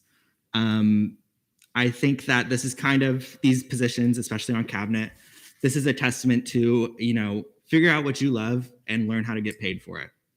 And I do agree, these are going to be filled either way. Everybody wants to be on cabinet. That's just how it is. But I think that, it's also important to take into account, these are college kids. College kids only have so much money a lot of times. I am blessed enough that I have another job. I'm a resident assistant. I don't have to pay rent. I get a small stipend, but I still have to buy groceries every week. I unfortunately have a major that requires a lot of money put into it. I pay an Adobe subscription. I buy literally charcoal every other week. I understand where my colleagues are coming from. I do, but I think we don't even have a plan for where this money would go if we cut hours. So personally, I am against this. Senator Jacobs. Yes, I'm also personally against this as well. I think cutting off money from possible student leads to lead. I think in a way, it's kind of punishing students that's something they can't control. They can't control coming from a certain financial situation. They can't control how they're getting funded for school. And of course, we as students, we do come here first to come for school. But of course, with that, many of us, we want to lead, we want to make a difference. And I think by cutting this is allowing a lot of students who want to make a difference not able to because they have to focus on paying rent, paying for textbooks, paying for tuition. Me personally, I don't have a role, besides being a senator, I also do serve as RSO director for MSC. I don't get paid for that. And of course, I do it for free. But I know there's many other people who want to do something, make a difference, but they're not going to be able to. So I'm also personally against this. I'm sorry. Is this debate? Yeah. You may. Okay. So I've noticed that there is a general, consensus in the room that we want people to be paid. I 100% agree with you all on that. It's the topic of taking away our biases and realizing that, at what extent are we paying people and who are we selecting to pay people? Or who are we selecting to be paid? Are we all okay with saying that, hey, yes, we as student government agents, student government leaders should be paid, but the student leaders in Sports Club Council and MSC and court and homecoming, they do the work that they do, but they don't deserve to be paid. They should have to go through those extra hardships of picking up an extra job and not being able to pay for, the other things that they need to pay for in life because we deserve that funding and they don't. That's kind of the discussion I'm trying to have here. I agree with you all that in an ideal world, I'd love to pay all the student leaders, but why are we using the biases that we have as the people that control the budget, using our biases to pay our student leaders and not other student leaders on campus, the people that don't have a say at the table? Senator Foster. I'm personally against this, and I'm speaking from a very unbiased perspective because I'm the president of a sports club and I'm just a regular senator. I do not get paid, but I've seen how hard like Meg, Austin, JP, Greenaway, like I've sat in the scholarship committees and these people, they work very hard. This is like a full-time job. So them getting just a little bit extra money, it means they're going to work harder because they're working for the students. That's why they were elected. So I'm definitely against this. Temple. Yes, I would like to echo the sentiments of Senator Foster. I have seen the hard work and dedication that Presidents Hall, Vice President Wilson, Gap Chair Galloway, Gak and Zuedo, and all of the other SG agents I cannot list because my mind is dead, has put so much effort into their initiatives and into the activities that their committees and their bodies all represent. And just for them to be paid for this it should be more or less something that's, how can I put this? It's to recognize how much work they put into this. I'm not to dispel the work that the other leaders of the other groups, my colleague Mitchinson has described, but for student government leaders in particular, they're seen to a higher degree, so to speak, because they were chosen by the student body. They were chosen to lead them in their positions in which they hold. So for this reason, I will be voting nay on this. I'm sorry. There are 11 minutes left in debate. Holmes. I would just like to point out the fact that, I just became caucus chair of, the Black Caucus. I'm sorry, my brain is dead also. And I do like some work, but not as much work as Director Fletcher does, or the president does, or the vice president. I not only am I in Senate, but I do an internship and I have a job, and I wouldn't be able to do all the stuff that I do without being on Bright Futures that literally saved my butt, and living with my parents. So I can't imagine knowing almost everything in like the mechanics of student government and then putting my almost 40 hours of almost like a full-time job on top of that and not getting paid. I can't imagine that. I wouldn't be able to survive. And, I respect the fact that you brought an alternative plan to serve the rest of the student body, but with the current inflation and then student fees that we have to endure, and then inflation on top of just having apartments. I know a lot of y'all live on campus or off campus and have to pay rent. So if there's any time we can ever consider a different budget cut, it would not have to be this year, because I can't imagine being the position of these exec leaders. So I'm going to vote no. Katrina. Hi. So I would like to point back to the issue with the comparison to our other agencies. We have Campus Activities Board. The comedy director manages a $134,000 budget if this budget is to be passed. The concerts director manages a $275,000 budget. These budgets are enormous, and it's just for what reason would we be paying our directors in student government and not be paying those people who have put in so much work to make every event that the student body goes to amazing, and our homecoming that we were pointing to earlier, that we were saying, oh, we wish we could fund them more and not make them have cuts. If we made these cuts here, we could give them back that money. I don't see why would we be funding the positions here at this rate instead of funding students. Senator Hall.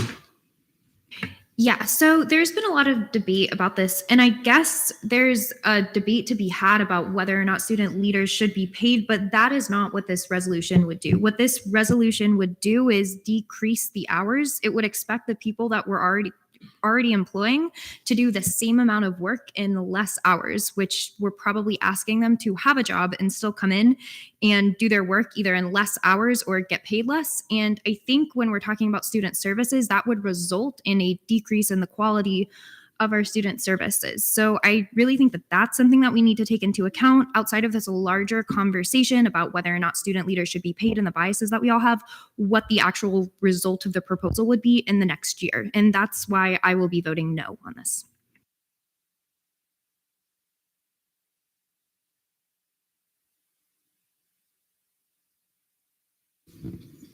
Jacobs.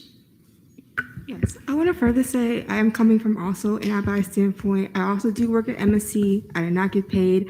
Many other my coworkers / friends, we do not also get paid. We also complain about it all the time. We still do it, because we want to. We enjoy it. But I just want to say, I think by cutting off the student government from all the student leaders, I don't think that's the correct way to go about this. I think we as a whole, we should probably advocate to higher ups and trying to provide aid towards the other student leaders in the different organizations. So with that, I already said no, but that's also a further reason why I'm saying no. Thank you. These last two hands in a motion. Sean. Can I ask a question to President Hall and Speaker Inobi? Briefly. Okay. Just kind of a theoretical question, I guess. In your professional opinion, if you had to consider the two options, would you prefer a reduction like the one that's proposed, or cutting pay like entirely for coordinators and chairs respectively? Which of the two options would you take? President Hall. I'm sorry, could you possibly repeat the question about the two options that you're proposing? Yeah, so basically, based off like Reese's kind of question or debate, you kind of sparked the idea in my head that I was curious to know, would you prefer as a branch head for your branch to take a reduction in the hours like I presented, or would you prefer to have to like take a complete cut of pay for that position if you had to take one of those two options?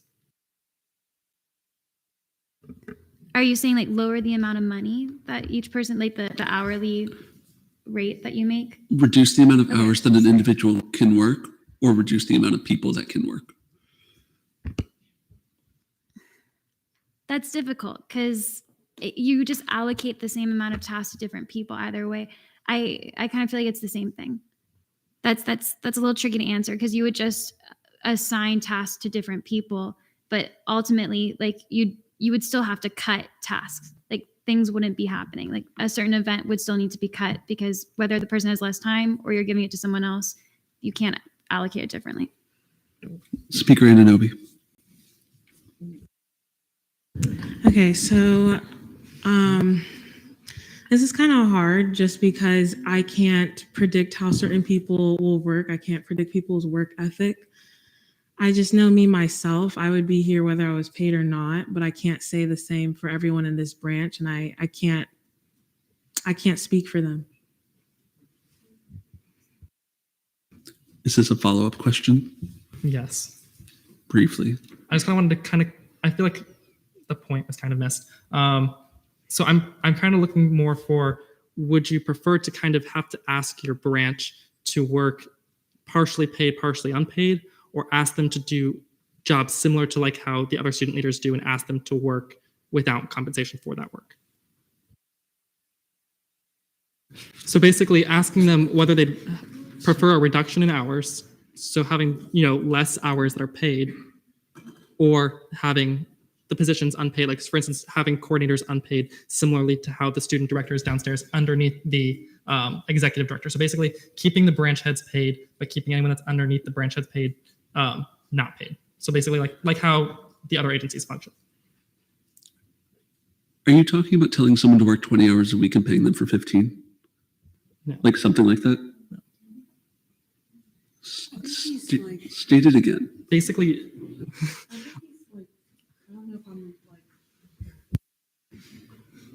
Speaker Ananobi.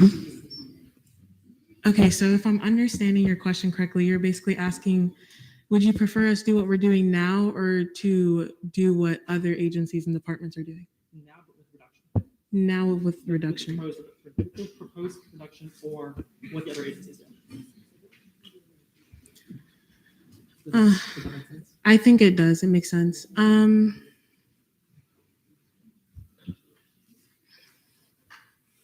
I don't know. I mean, I feel like I still have the same answer. Like I know what I would do, but I can't speak for my branch.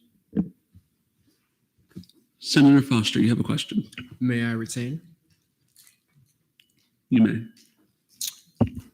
I'm tired. I want to go home. This is 1% of the budget. These people are not sitting on their butts collecting a check. And with that, we've already heard all sides. I want to move to vote. There's been a motion to vote on the proposed amendments for lines 125 and 150. Are there any objections? Seeing none, will now be in voting procedure.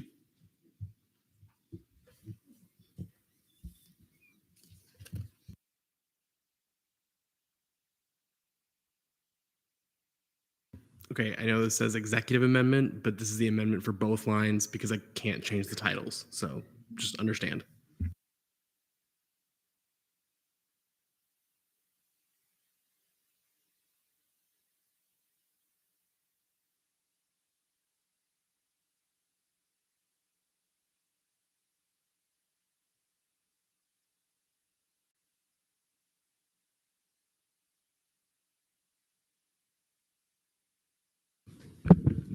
With a vote count of 5 to 11 to 7, the amendment does not pass.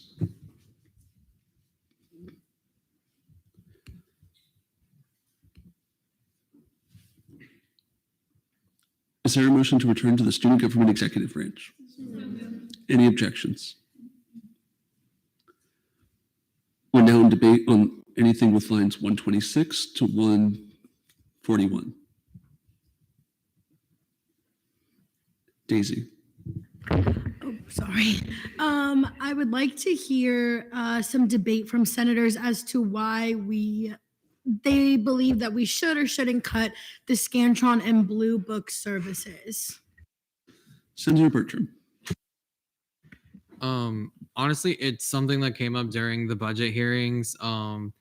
There's, the talk of like, okay, we have these overflow Scantrons. How many do we have? How long can that last? Do we still need that 30,000 to provide a sufficient amount when, campus is still reopening? So there was that discussion about a bit of flexibility with it, but the way that I'm seeing it at this point is a $5,000 or $10,000 reduction is gonna, like, you need to figure out where that's going to go towards, and I guess it's worthy of conversation, but it's such a minuscule number now in the grand scheme of things when we're like having, I guess, only the 2 budgets left to approve.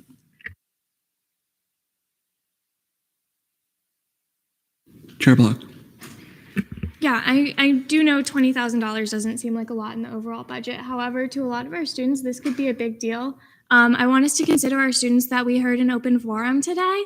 A lot of those came through for funding, and I think it's important to consider some areas that have been cut. And I'm not going to say where I think it should go or anything, but I think we should consider our students and what they have asked of us at the beginning of this meeting.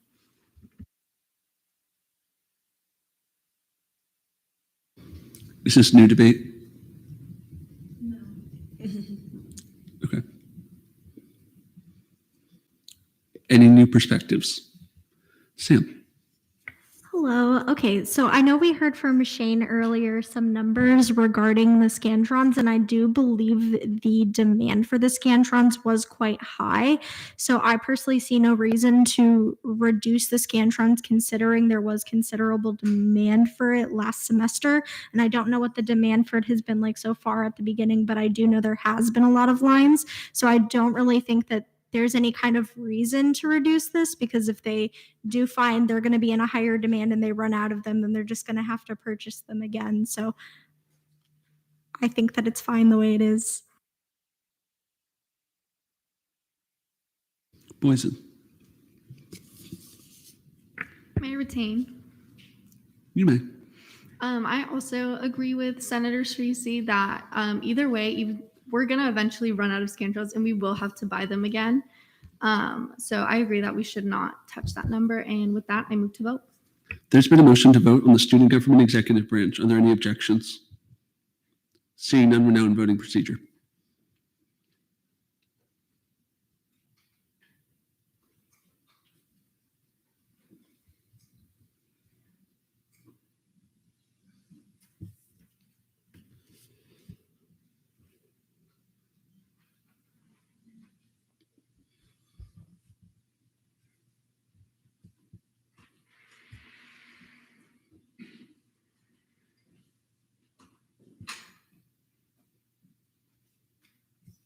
With a vote count of 14 to 4, the executive branch is approved.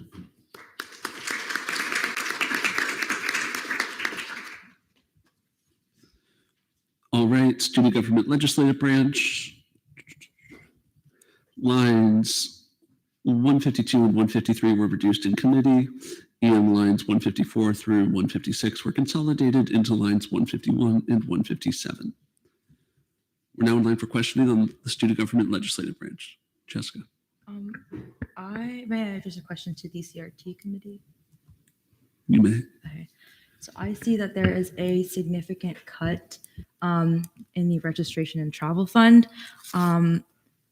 Just to hear, CRT, like, what are your thoughts on this? Are you comfortable with this cut, given that, it is something that goes directly to students? I just want to hear.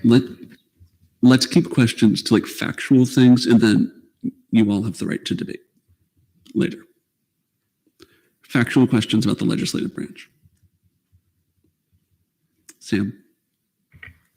May I ask what the reasoning was for the cut to registration and travel to try to like keep that factual? I'm just curious as to why it was reduced. You may. Chair Block. Yeah, so during budget committees, we reached the end of hearings on day 3, and we were still in an overage in the budget. And essentially, CRT was seen as a money pot for the rest of the money to come from in order for us to reach the $21.1 million without overage. Vice President Wilson, your perspective as a member of the budget committee. Absolutely. So the reason, personally as a committee member, I think what I assume was the logic of the committee. If you look at the current budget of CRT currently, out of the $680,000, there is still $568,000, $688.17 still left remaining. Now I know there's a lot that could still be funded, but I also know that there are funding deadlines coming up and everything else. And so do I see it as conceivable to spend $568,000? Probably not. And also, as far as things go, there was also the talk, as we had a lot tonight, regarding COVID and is travel going to open back up the way it has been? Because I know some countries and other places have been shutting down and everything because of Omicron. Comptroller Fabrigas, your perspective as the comptroller. Yes, so I just wanted to give kind of piggybacking off of what Austin said. So I'm actually looking at the Senate fund. So it's a little lower. It's $482,294 left in CRT with a original budget of $680,000. That means that 70% of the budget still remains. So with that reasoning, we thought it was okay to cut it by a little bit. And we think we would still be able to fund ourselves and individuals accordingly. A follow-up, if I may? You may. May I direct a question to Chair Block? You may. I do know that there were allocations approved in CRT already. Do you happen to know how that would affect the current budget of CRT? Yeah, so we do have allocations working that are being processed in the accounts at this moment. What I will say is that we were not funding travel throughout the summer and early in the fall semester. We've only recently begun funding travel, and we've funded several international allocations as well that are going to be going through.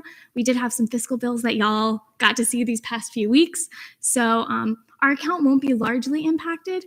I don't think we're going to use $500K. However, I do think we have to take into consideration that this is a travel account, and we have been dealing with COVID constraints at the moment, and we've had a heavy increase in allocation numbers. In the summer, we were seeing maybe like 2 to 3 to 5 a week, and we're close to 30 now. So that's a huge increase in the number of allocations and bills that we're seeing from CRT. So my prediction is that those would go up in the future as we have more safety measures in place. I hope that answers everything that you asked. Yes.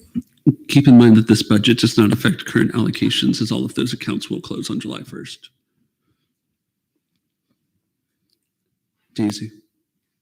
Yeah, so I just have a question directed to the A&SF committee, if I can. You may.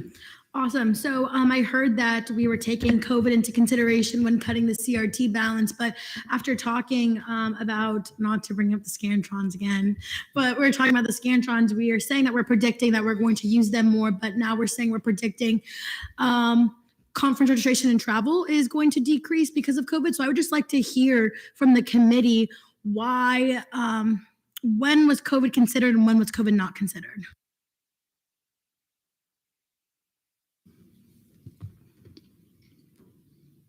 I think to that, based on some of the debate that was in the committee, which was, yes, travel's going back up and increasing, but the committee does not believe that it would increase to that extent to hit the number. Campus is very much open. Campus is as close to like normal as we're probably going to get at the moment. We cannot control the outside world and like travel restrictions and all that kind of stuff, I believe was some of the sentiments of the committee when discussing the amendment made in committee. Speaker Ananobi.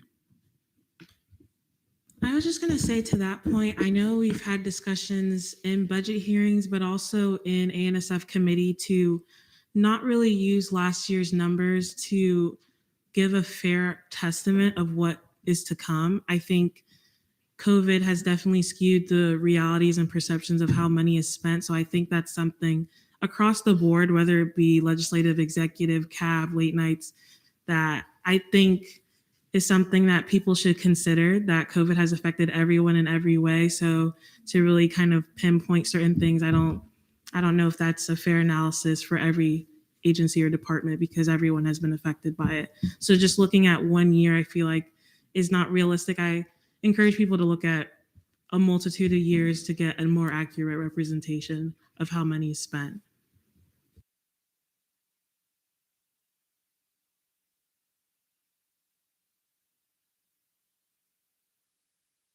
Follow up. Okay, so I am just inquiring a direct answer. Why do we suspect that Scantrons are going to be increased versus why do we suspect that conference registration and travel? They can be two different answers. I'm not looking for an answer to correspond. I'm just looking for those exact answers. Why we're expecting one to increase and why we're expecting one to stay stagnant. Or I understand not predicting the future. I just am inquiring an answer from someone for that.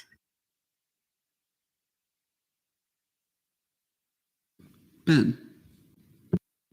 So I kind of have an answer. I'm not sure if it'll completely answer it. At least in my opinion, I kind of view travel and using a Scantron in a different manner. Whereas Delta Airlines tomorrow could come out and say, sorry, I'm going to cancel your flight. I don't think the same would happen with a professor who's going to say, hey, we're going to use a Scantron tomorrow for a test. And like Ryan said as well, we view campus and travel as two completely separate issues. And I'm not sure comparing one to the other is necessarily fair when it comes to monetary arrangements with them, at least in my opinion. Galloway. So point of information on that point, we are in Florida. Other states don't have the luxury that we have right now regarding COVID. So that's also another thing to keep in mind. A lot of states don't have as many open venues as we have. We are in a Republican state right now. Other states aren't that way. So I think y'all catch my drift when I'm saying that. Other questions about the legislative branch? Boysen. This is a question to anybody that can answer, but have we ever come close to using that budget at all in the past? In prior years, CRT was exceeded. And FAO would transfer money to them so that they would not go over. Taylor. Yeah, I just wanted to do a point of information. In the past two CRT committees, we have funded $34,049 just from bills. That's just the beginning of February. So travel is starting up again and we are using the money again. Pro Tem Kehoe, you're going to make a motion? Move to debate. There's been a motion to go to debate. Are there any objections? Seeing none, we're now in debate. Is there a motion to limit debate to 15 minutes? Any objections? Seeing none, the 15 minutes begins now. Chair Block. Hi guys, you're hearing a little bit from me today. I do just want to briefly go over the impact that this would have on our students.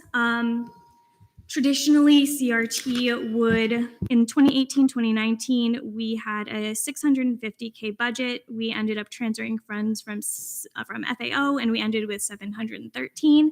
In 2019-2020, we had $680K, and we ended with $740 with transferred funds from FAO. FAO has been heavily reduced to bare bones at this point, so they would be unable to support CRT in the future should that funding go back to that amount. if we take into consideration how allocations would have been spent in the past, CRT would run out of funds around March, and that's when the transfer would occur. So the two solutions at that point could be that we would stop funding in March towards the end of our session and then resume funding at the new fiscal year in July with the new session. That would be a potential solution. Or we would have to go and look at CRT and FAO and potentially reduce the allocation amounts that we could fund for each of those. So we do have a few options of flexibility within the accounts. But this is still something that I think is so invaluable to students. It's one of the few areas where we can directly provide A&SF amounts to our student body for academic purposes. And that is something I will always advocate to. This is my hill to die on. I want our students to have this funding opportunity. If you have been to CRT, you know that these students come in with these research papers that have taken them hours, and it's so important to our students and so important to their professional development. Vice Chair Mitchinson. Okay, so I just wanted to kind of throw something out there that I'm pretty sure a lot of people in the room aren't aware of. So in Title 13, basically, if any agency or department finds that they're running out of funds throughout the year, they actually can come to ASB and ask for more funding, and then eventually, if ASB approves them, come on to the student body, Senate, and ask for more funds. So these funds then, on top of the already intended purpose of CRT and FAO, would come out of the CRT and FAO accounts. So that is one more thing to put out there. Also, I agree that the sentiments stating that we are going to probably revert a lot of money this year. Based on my own personal interpretation, I'm approximating close to a $800,000 reversion, though I don't think that this is going to be the same next year, and so on and so forth. I think that we're going to see an expected, that 800,000 was both FAO and CRT combined. But I think that based on, how things have been tracking throughout this year and based off, the numbers from last year, we are getting back into that more normal state. Additionally, if we take these cuts this year, it's going to be twice as hard to be able to get that money back for the next year. So because we're going to have to make cuts again next year, and we already took these cuts in the legislative branch. So getting that money back for an account that is normally depleted completely and has to rely on another account to be able to fund its purpose. Daisy. Thank you. I would like to echo the sentiment of Chair Block, and I would also like to echo the sentiments of the RSOs that came during open forum. CRT, I understand the point of view of cutting because of COVID, but I feel like that debate has been placed on certain things and not other things, and I don't deem that as fair. I don't deem that as reasonable, and our job is to be fair and objective. With that, I do not, and I'm actually very sad to see a $50,000 decrease in CRT, like we said in previous years, pre-COVID, because we believe that accounts travel will be open more. I don't think this is fair, especially if we are taking from the FAO budget. And like Chair Mitchinson just said, taking more money from other places, there will be budget cuts next year as well.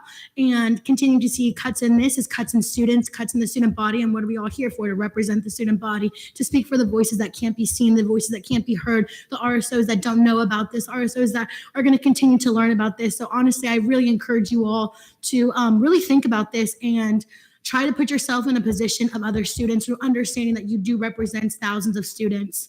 And so with that, I will be voting against this if CRT is not seen an increase.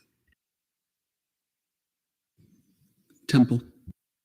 Yeah, so I would like to echo the sentiments of Vice Chair Gell. Very well spoken, by the way. But yeah, I do actually have a few numbers pulled up here on my tablet.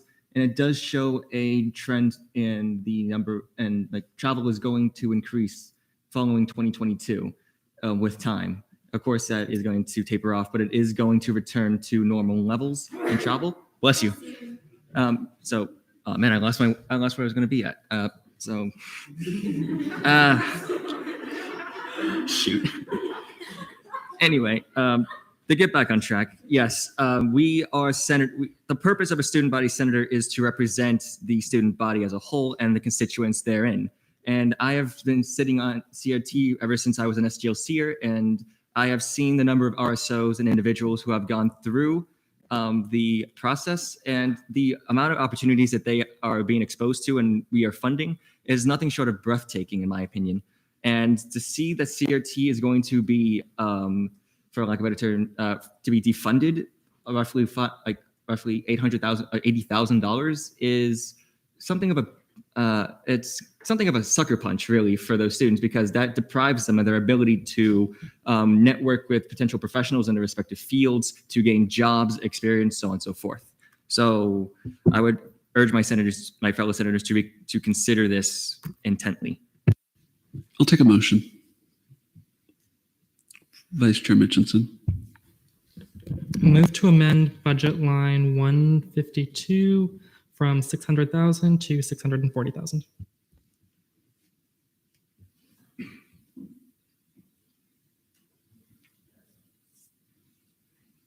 Can I not see it and ask a question first? Cool. Not seeing that. Where's your 40,000 coming from? That is for the student body senate to decide. That's why we're here today. That's the entire purpose of this, is to make the cuts and reallocate based on what we find is best on the behalf of our constituents. So no direct answer. I think that is a direct answer. Is it not? Okay. I can't make a sole decision on that. Vice Chair Mitchinson, you have a motion. To amend 152 from 600,000 to 640. There's been a motion to amend line 152, registration and travel, to 640,000. Are there any objections? Yes. Do you withdraw? Sure. Senator Hall?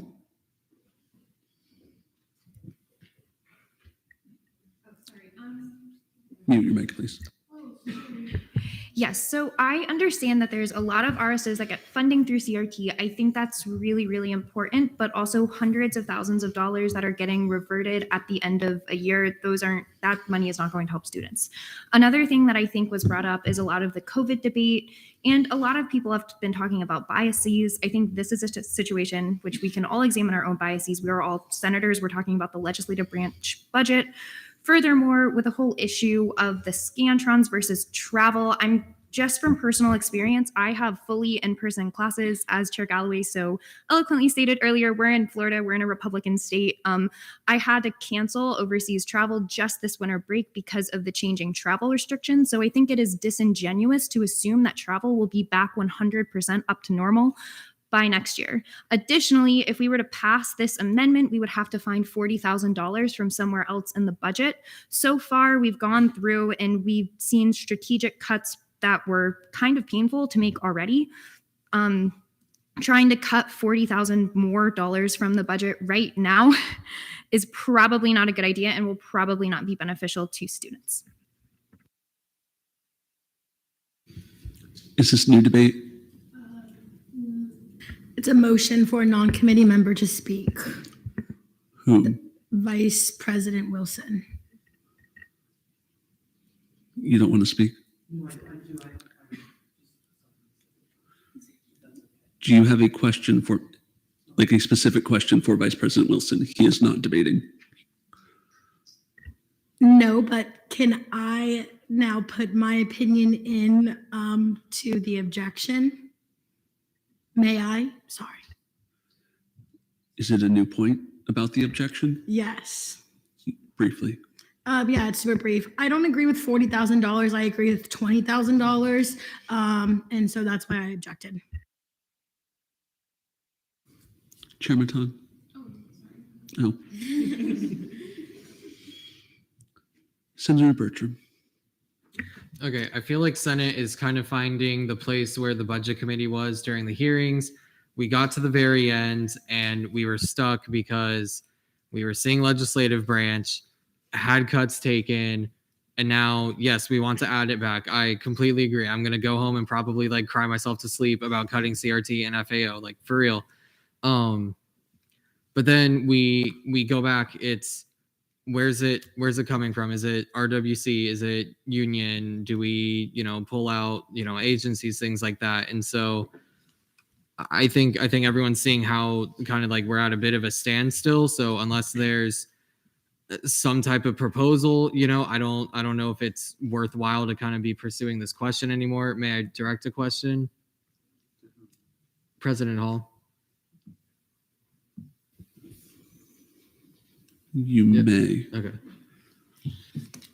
can we reduce the Scantrons 10,000 or 20,000 and perhaps like 5 or 10 from something else if you don't want to cut the Scantrons fully? I know the individual lines don't matter as much because you can, move that money, but we, had this issue in budget hearings. We're having the same issue again. I think Senate did their due diligence of coming into the hearings with an already cut budget. We, we're requesting less than before and took 100,000 total in cuts. So can we have any type of wiggle room here? So I understand where you're coming from. I think you're being reasonable. If it's all right, can I go speak to Shane a little bit, Ryan, about the amount of Scantrons that are being used and get a better understanding of where we're at? You may. So, in a moment, we're going to take a journey back to last week when I stood up at the podium, gave a whole speech. We talked about being objective and how not micromanaging things that we're really comfortable with. So we've been talking about this, $1,635,000 for 2 hours.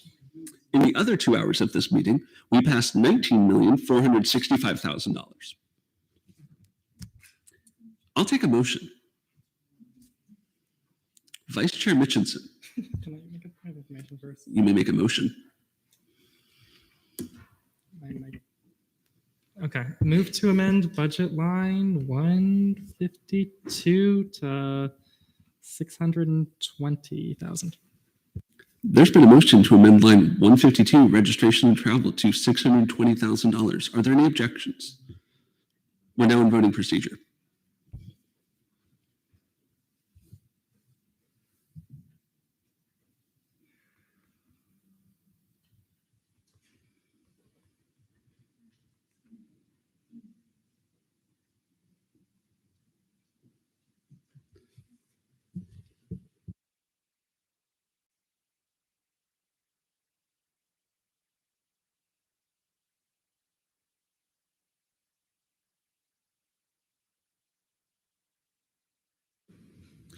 With a vote count of 15 to 2 to 7, the amendment passes. I'm sorry. Can you share the number again one more time? Of what number? What it was amended to? Correct. 620.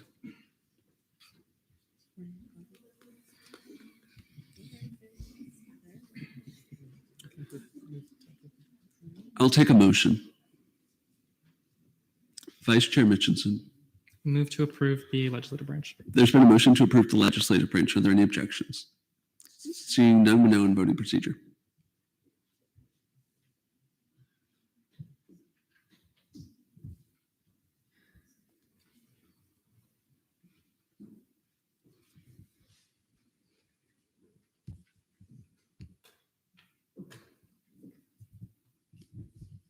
With a vote count of 20 to 1 to 3, the legislative branch is approved.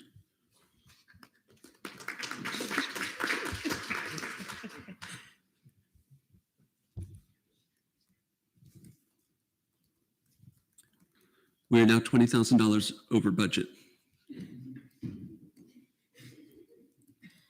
Senator Galloway.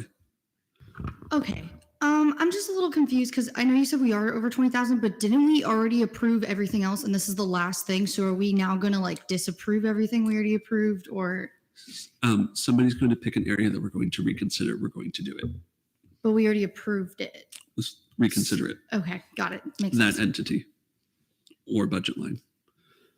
Vice Chair Mitchinson. Move to return to the executive branch.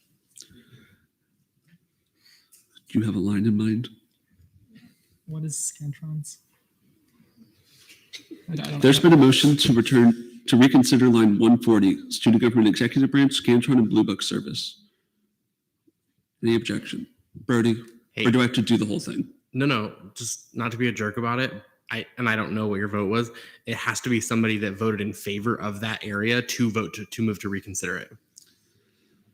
You may very well have voted in favor of that. I think I did. I'm almost positive. Is there someone who definitively knows they voted in favor for the executive branch? That works. Great. Senator Temple.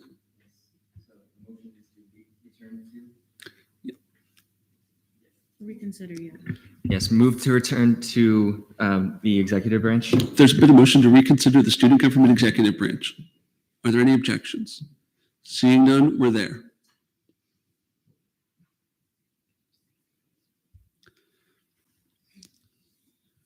Vice Chair Mitchinson, you had a question for the members of the executive branch present? I do. Meg, what number did you come up with? All right, I spoke with Shane.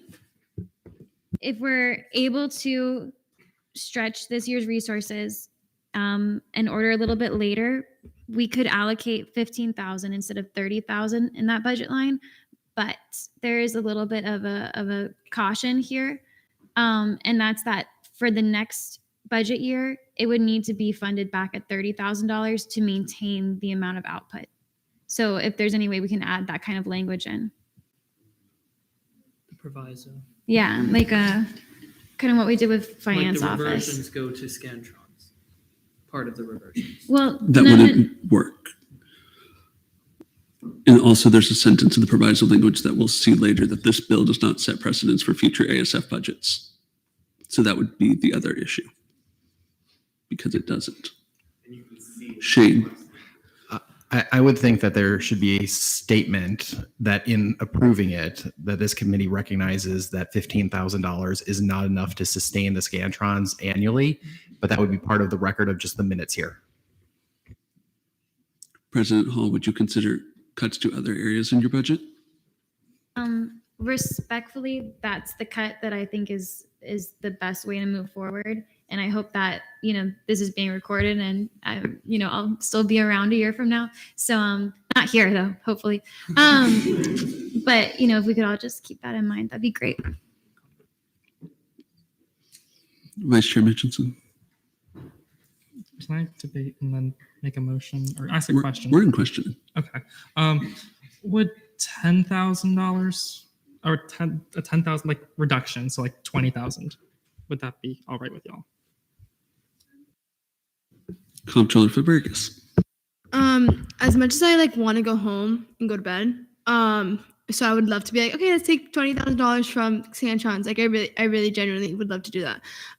But I don't see that. I don't see that being realistic. Students depend on Scantrons, and I'm answering your question, Sean. Students depend on Scantrons, and you're basically making them, if they don't get it from here and they don't get it from other places, you're basically making them pay for Scantrons, which is what we're trying to alleviate. I don't see what you propose being reasonable for Scantrons. Just because, like you said, we were talking about previous years for CRT and we were talking about previous years for different things and how they were spent. We just spent $48,000 or whatever the number in the 40s was for Scantrons. So it's just going to be, especially since inflation, the Scantrons might even go up. So I just don't see that being realistic.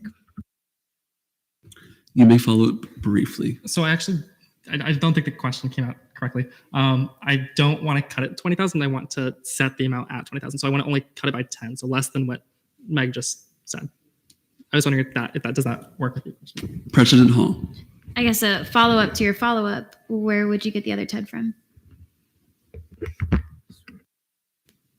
I think there are very large departments that could handle a cut of this size a lot better. There's also the contingency that could also be an option. We already pushed contingency to the limit. But $10,000? Ryan.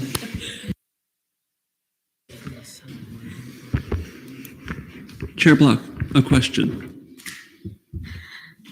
I'm going to direct this to ASF committee as a whole. I think we need to consider a long-term solution instead of a short-term solution. I don't see a lot of this working out long-term. In the long run, we have a $21.1 million budget this year. I don't believe it will be that much next year. Someone can correct me if I'm wrong. So we will need to find this money from somewhere eventually.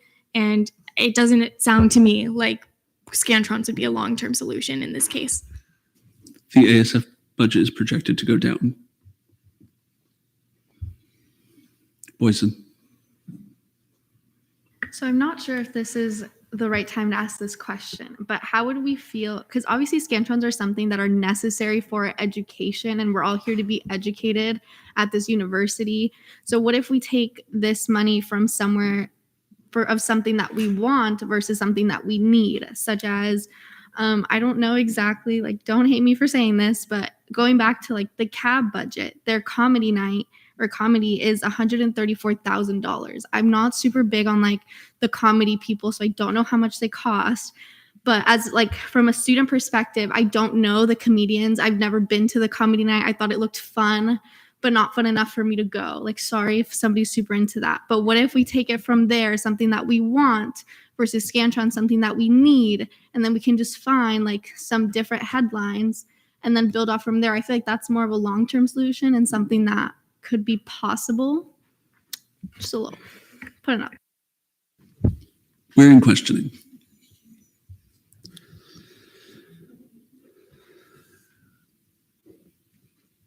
Daisy. Sorry, you look very frustrated and annoyed at me, so I apologize if I'm doing that, but I have a question. I have a question for exec. I'm a little like, what is the emergency allocations? And like, I just want to know the history with that. Is it like a pile that like we continually put money into, or just like, what is it and have we used it? I'm just inquiring that.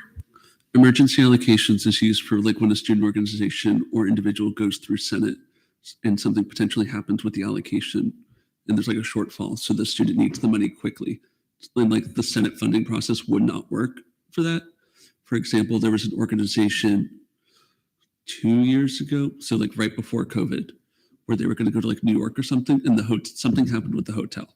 Exec gave an emergency allocation to them. So basically just gave the money to the business office, said, make sure these students have a hotel. Students had a hotel in New York and were not sleeping in the subway.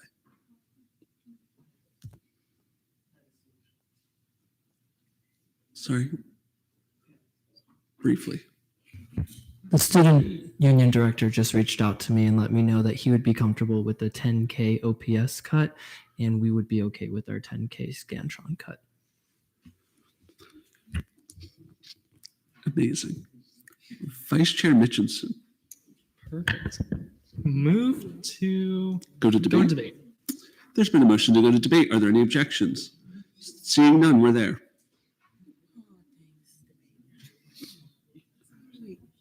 Speaker Inanobi, you have a question. Okay, I'm so sorry. So for OPS, what would that entail if Just anyone could? a blanket cut. The director of the student union can adjust it within his budget as he needs. His numbers are an estimate anyways, because of the scale of the student union. Did I say RDBC and student union? Vice Chair Mitchinson. Move to amend line 140 from 30 to 20,000. There's been a motion to amend line 140 Scantron and Blue Book service to $20,000. Are there any objections? Seeing none, we're now in voting procedure. I only intended for one amendment per area, so obviously this is not say executive, but just trust me that on the voting record, it will be right.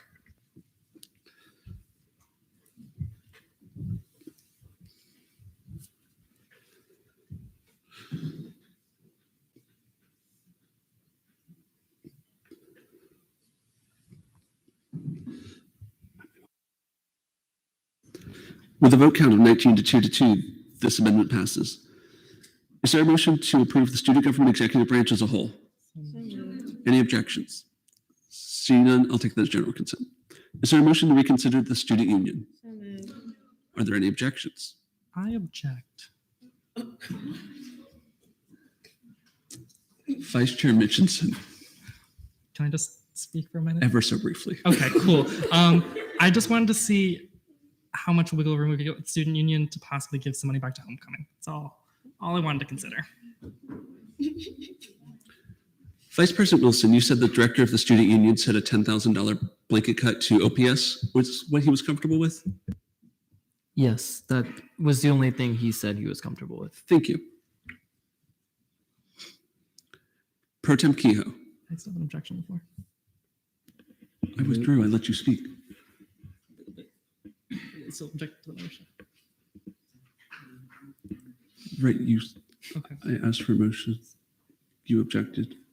I let you speak. The floor can do what the floor wants to do. Pro Tem Kehoe. Move to amend budget line 169 from one. I'm not reading that total. Reduce it to 1,419,000. I will not see that motion. Really? Okay. We're not on the student union at the moment. Make us go there. Pro Tem Kehoe. Move to reconsider the student union. There's been a motion to reconsider the student union. Are there any objections? Seeing none. I object. We will now be in pro-con. Each individual will have 1 minute. Decorum. Real quickly, Ryan, it's up to Pro Tem Kehoe whether or not to withdraw the motion. You want to withdraw? We're now in pro-con.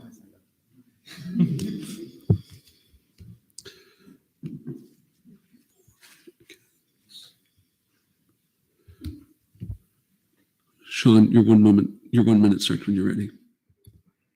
Perfect. So in order for us to kind of give Homecoming their money back in the concert and comedy area, it costs $15,000 to fully do that. I'd be cool with giving them $10,000 back. I just want to see if the union is potentially open. We haven't even asked them, potentially open to 20,000 instead of 10,000, or look into other departments. Pro Tem Kehoe, your 1 minute starts when you're ready. I do not think that the motion that was made is a worthwhile motion to see. The manager of the student union has provided this to us to balance out our budget. I think that creating further discussion regarding a contentious budget already will just lead us to talking in circles all night, and we're never going to reach an agreement. So the manager has been gracious enough to provide us this leeway, and I think we should take it.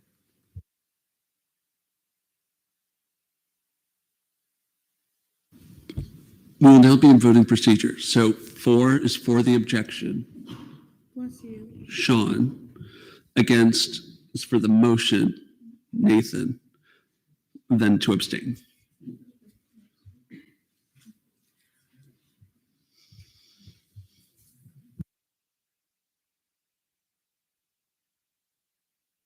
Yes is for the motion. No, yes is for the objection. Sean, yes. Nathan, no.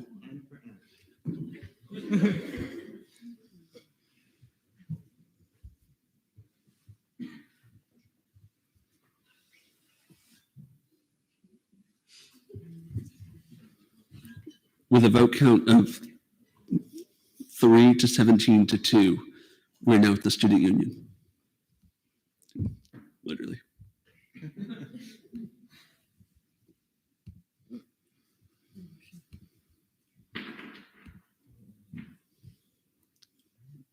Pro Tem Kehoe. Move to amend budget line 169 OPS from down 10,000. Yeah, that part down 10,000. There's been a motion to amend line 169 OPS for the student union to $1,409,152. Now in voting procedure.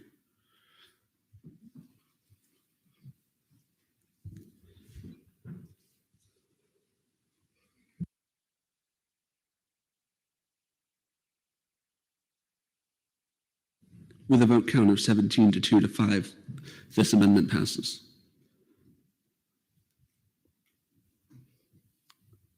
Pro Tem Kehoe. Move to reapprove the student union's budget. There's been a motion to reapprove the student union. Any objections? Seeing none, we're now in voting procedure.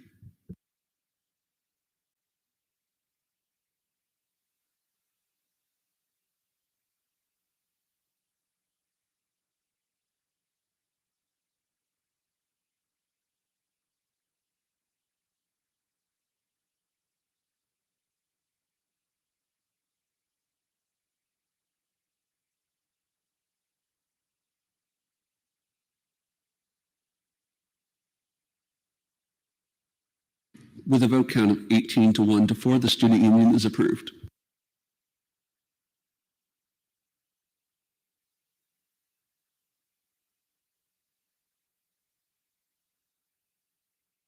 Speaker Ananobi. Move to approve the A&SF fiscal bill 5343. The budget. Budget. There's been a motion to approve the 2022-23 activity and service fee budget. Are there any objections? Seeing none, we're now in voting procedure.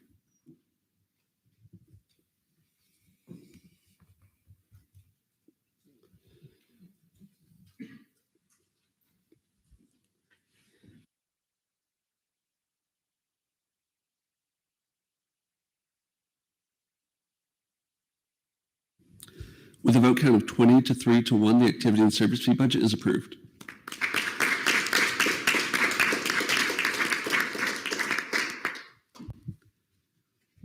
Fiscal Bill 5343, the 2022-23 activity and service fee budget bill. Now we're on the Word doc. Chair Block. Are we in line for questions? Yes. Okay, this is just like a small technical because of the turnover in FAO, and at the time it's passing, do we have to switch Hannah and Zach's names? That's a technical. We can play names later.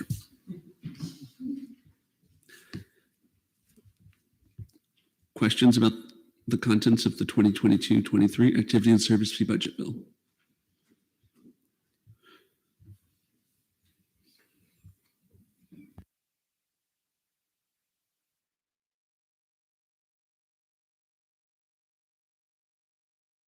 Chair Block.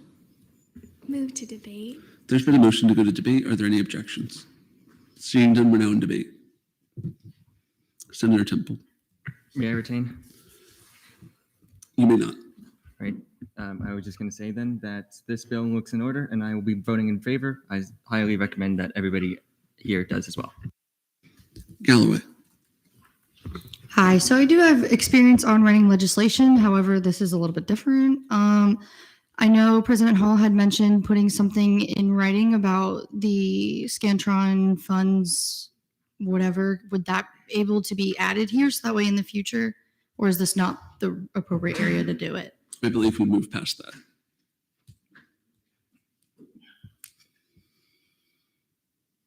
Daisy. Move to vote. There's been a motion to vote on Fiscal Bill 5343. Are there any objections? We'll now be in voting procedure.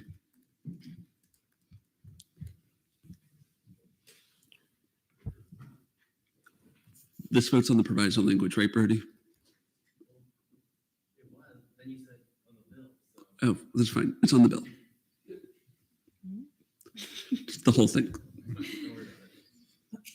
With a vote count of 24 to 0 to 0, Fiscal Bill 5343 is approved.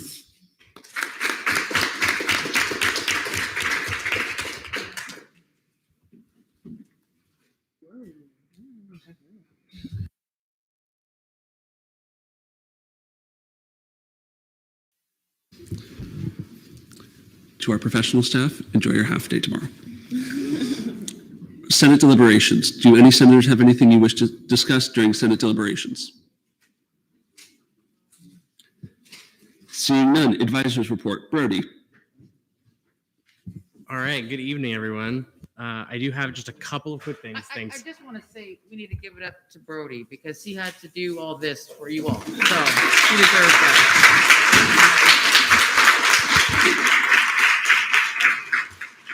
As Ryan said, every Friday is a half day.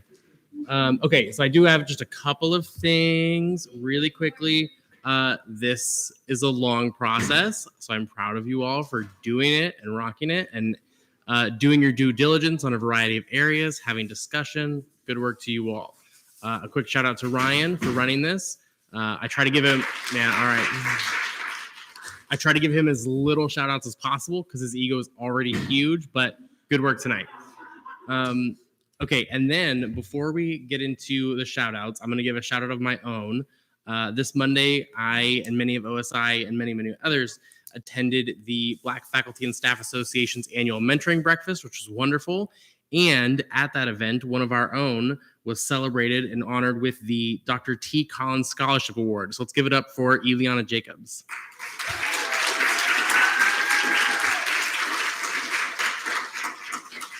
All right. And none of your shout outs are going to live up to that one, but we will take any senator shout outs that you might have. Yeah, Ariane. Mine has to go to Vice Chair Mitchinson. I think bringing up an OPS discussion in the middle of a room full of student government agents is a very difficult process and thing to do. And even though not all of us agreed with him, I do think it was brave of him to have this conversation with us.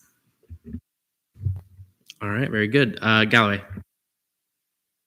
Can we take a guess? I know I say it every single time, but the GAP committee, we just had Day at the Capitol. It was a wonderful event. I enjoyed it. I heard a lot of positive feedback. Everybody loved it. And I also want to shout out all the other senators that attended. Thank y'all so much for coming. I do appreciate y'all for being a part of the event. And I think we made some pretty great, not some pretty great, but we made a great impact on a lot of the legislators there. So thank you all so much for being interested in coming out and supporting on behalf of all of our student body and faculty. All right, very good. Jimenez. So I would like to shout out Gel and Boysen. We both had dean meetings this week and they went amazing. And both of them were the only two people in the college. So I think they carried themselves very well and they discussed their initiatives and it just went really great. And then second shout out to Chair Boysen or Vice Chair Boysen, who was my lead in Day at the Capitol when my group randomly dispersed. So I had to join her group and it was amazing. We had a great time and I think we had some really great conversations. So yeah. All right, very good. I'm so sorry. Hall, thank you. Okay, so my shout out is to Chair Galloway. Generally, Day at the Capitol went amazingly, but more specifically, I left my glasses that I need to like see or drive or do anything on the bus, and she like found them for me and like brought them back, so like I can see. Thank you so much. All right, saving the world's eyes. We love it. Temple. Yeah, I would also like to shout out Chair Galloway for honestly just like organizing and facilitating Day at the Capitol. It was probably the best experience I've ever had in my life. So like, and as somebody who wants to go into government, that is echoed tremendously. So like, really, thank you for organizing all of that. All right, Mo. Yeah, first of all, I'd like to give a shout out to everyone who went today at the Capitol. We've done this today, the budget hearing, as well as that whole, how many hours was that? That was a lot of hours, that whole journey. Yeah, literally almost 24 hours plus the budget hearings today. Like, we have been through a lot this week. So shout out to everyone who was at both Day at the Capitol and was here tonight, because this has been one giant week for us. All right, Sreezy. All right. First, I want to shout out Chair Galloway, Day at the Capitol. Obvious reasons. It was awesome getting to be there and help in GAP, getting to put the priorities together. Shout out to Chair Reagan and Vice Chair Mitchinson for going at this tonight. I know it was long and crazy, but we appreciate you. And my last shout out, she couldn't be here tonight, but Delia Bonifant, after Day at the Capitol, she drove me home at 12:30 at night and lived in the complete opposite direction of me in like an hour away. So shout out to her. I know she couldn't be here tonight, but she deserves it. Costas. I would like to shout out Speaker Ananobi, Chair Galloway, and Chair Bertram for really helping me with the town hall. Speaker Ananobi has taken the role of moderator, and Chair Galloway has set up a sort of sign up for the tabling, which has been really helpful. So I really appreciate that. And shout out to you, Brody. I don't think you get enough. Can we give him a round of applause? Like, seriously. All right, Boysen. So I also wanted to shout out Yale Jimenez because we've been through so much this week. We did the Day at the Capitol together. We had our dean meeting today, and then she let me borrow her cute little ears over here, so we're matching. I also wanted to shout out Senator Casas because you've been working on this really difficult resolution, and I'm just super proud of you, and it's going really, really well. So I'm just really proud of you. And then Chair Block, because I really felt like you were advocating for the students today. Everything on your mind was the students, the students, students. And I think that sometimes we forget that truly in our seats, we represent so many people. And just because we don't see them every day doesn't mean that they don't exist. And then we also tried the vegan burger at Four Rivers, if anybody didn't know. It was really good. Very interesting. Really thought it was meat. It was actually jackfruit. But we did that together. All right, Gail. I wanted to shout out two people. One to Shane. I really appreciated your openness to answering all the questions that we had today, and I really respected your transparency. And so I just want to say thank you for that. And I also wanted to shout out Jazzy Fletch. I know she's not here, but anyone who knows Jazz knows that she is an amazing human being. And just being able to talk to her today, she gave me a different perspective. And so I just wanted to shout her out and let you all know, if you have a chance to talk to her, please do, because she is a wonderful human being. Mitchinson. So I wanted to shout out Ryan for going through this whole budgeting process with me. And having to put up with me throughout the entire process. I know I've kind of been a pain to him, but yeah, just shout out to him for everything he's done for this committee and for teaching me a lot this year. All right, Temple. I forgot to mention this, but I also want to give a shout out to Vice Chair Costas for drafting the resolution that Boyson had mentioned. I don't know how that slipped my mind, but dude, the work that you put into that resolution, man, and this is your first piece of legislation too. Like, I am absolutely, I'm just admirable how you put so much effort into it, man. It's like your drive and your desire to help, like, to protect women's rights and all this. I'm just like, I'm at a loss for words, honestly. Probably because I'm just tired. But dude, good job. That's all I can say. Just good job. All right, Mo. Yeah, just piggybacking off of what Senator Temple said. Really great of both of you to co-introduce that resolution, as well as everyone who's sponsoring that resolution. Yesterday was fantastic. I mean, when's the last time that we had like a dozen people in the SG conference room all writing that resolution together? It was really amazing, and it was really great how much we accomplished in the short amount of time that we were together. Block. I can't believe I forgot this in my first round, but I have to shout out my vice chair. We were at Day at the Capitol. He was in like the seat in front of me in the bus. And we literally were doing CRT work at Day at the Capitol in between. We were like, how are we going to figure out committee representation for this week? Because Day at the Capitol was Tuesday, CRT was Wednesday. And he was just amazing throughout Day at the Capitol. We had like random CRT breaks to like figure out what we were going to do the next day. So he does so much work as a vice chair, honestly. Like, Jonathan is amazing, and I don't know how CRT would function without him. Holmes. Just shout out to Senator Temple, because you have been just like, you hit the ground running once you got confirmed, and just hearing you speak eloquently every single time, it's just music to my ears. So just thank you for your constant input. You even inspired me to, speak during, this long, whatever this was. So yes, thank you. Jimenez. So I'd like to do one more shout out to Chair Galloway. So I joined GAP because it was the only committee that fit in my schedule, but it ended up being like one of the most pivotal decisions of, my Senate and like college career. Day at the Capitol was one of the coolest things ever. And she does a great job at the meetings. They're always very lighthearted and like everybody has a good time and it's collaborative. So just one more shout out to you, because Day at the Capitol was truly one of the top 3 best experiences of my college career. So yeah. All right, Temple, this is your last one. Not the first time somebody's limited me, but yes, I want to give one more shout out to GAP, because GAP is best committee, no question. Best. Okay, maybe I should not have said that, but can I withdraw? Can I withdraw a superlative?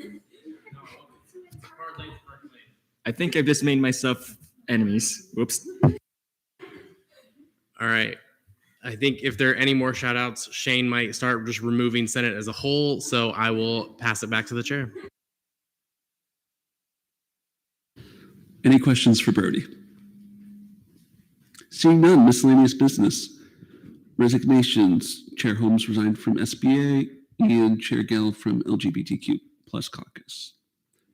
Appointments to Women's Caucus. Chair Galloway is hereby appointed to Women's Caucus. Senator Simcoe, Deeser Magdadaro, and Vice Chair Foster are all appointed to Women's Caucus. I also wanted to join Women's Caucus. When is that, by the way, Chair Gavin? We meet Mondays at 2 p.m. and I would love more women on the caucus, but I really appreciate the male input. I do. I'm so open to it. I just would appreciate the women to join as well, please. And I appoint Senator Temple to Women's Caucus. Anyone else? Elections none. Kehoe's killer creature. Okay, I'll make this quick. Third place goes for Chair Block. I've been commenting on her outfits a lot lately because they've been really good. Second place actually went to somebody that left. I couldn't stop looking at Brenda Posey. She had like a really nice, I don't know if it was a blazer or what it was, but it was very nice. And our first place goes to Senator Jacobs because she walked in and I said, oh! So that's all for today. Anything else for miscellaneous business? Chair Block. Move to adjourn pending final roll call. There's been a motion to adjourn pending final roll call. Any objections? Seeing none, final roll call. Chair Hall.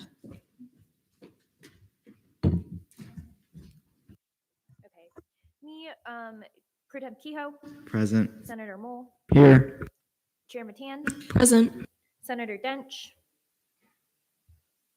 Chair Bertram. Present. Senator Richard. Present. Chair Mitchinson. Senator Hedman. Senator Temple. Present. Speaker Ananobi. Here. Chair Wanjin. Present. Senator Simcoe. Chair Block. Here. Senator Amin. Present. D-Lig Bonifant. Chair Galloway. Here. Senator Foster. Present. Chair Guel. Gal and present. It's okay. It's okay. Okay, and you're here. Vice Chair Taylor. Here. Senator Galvin.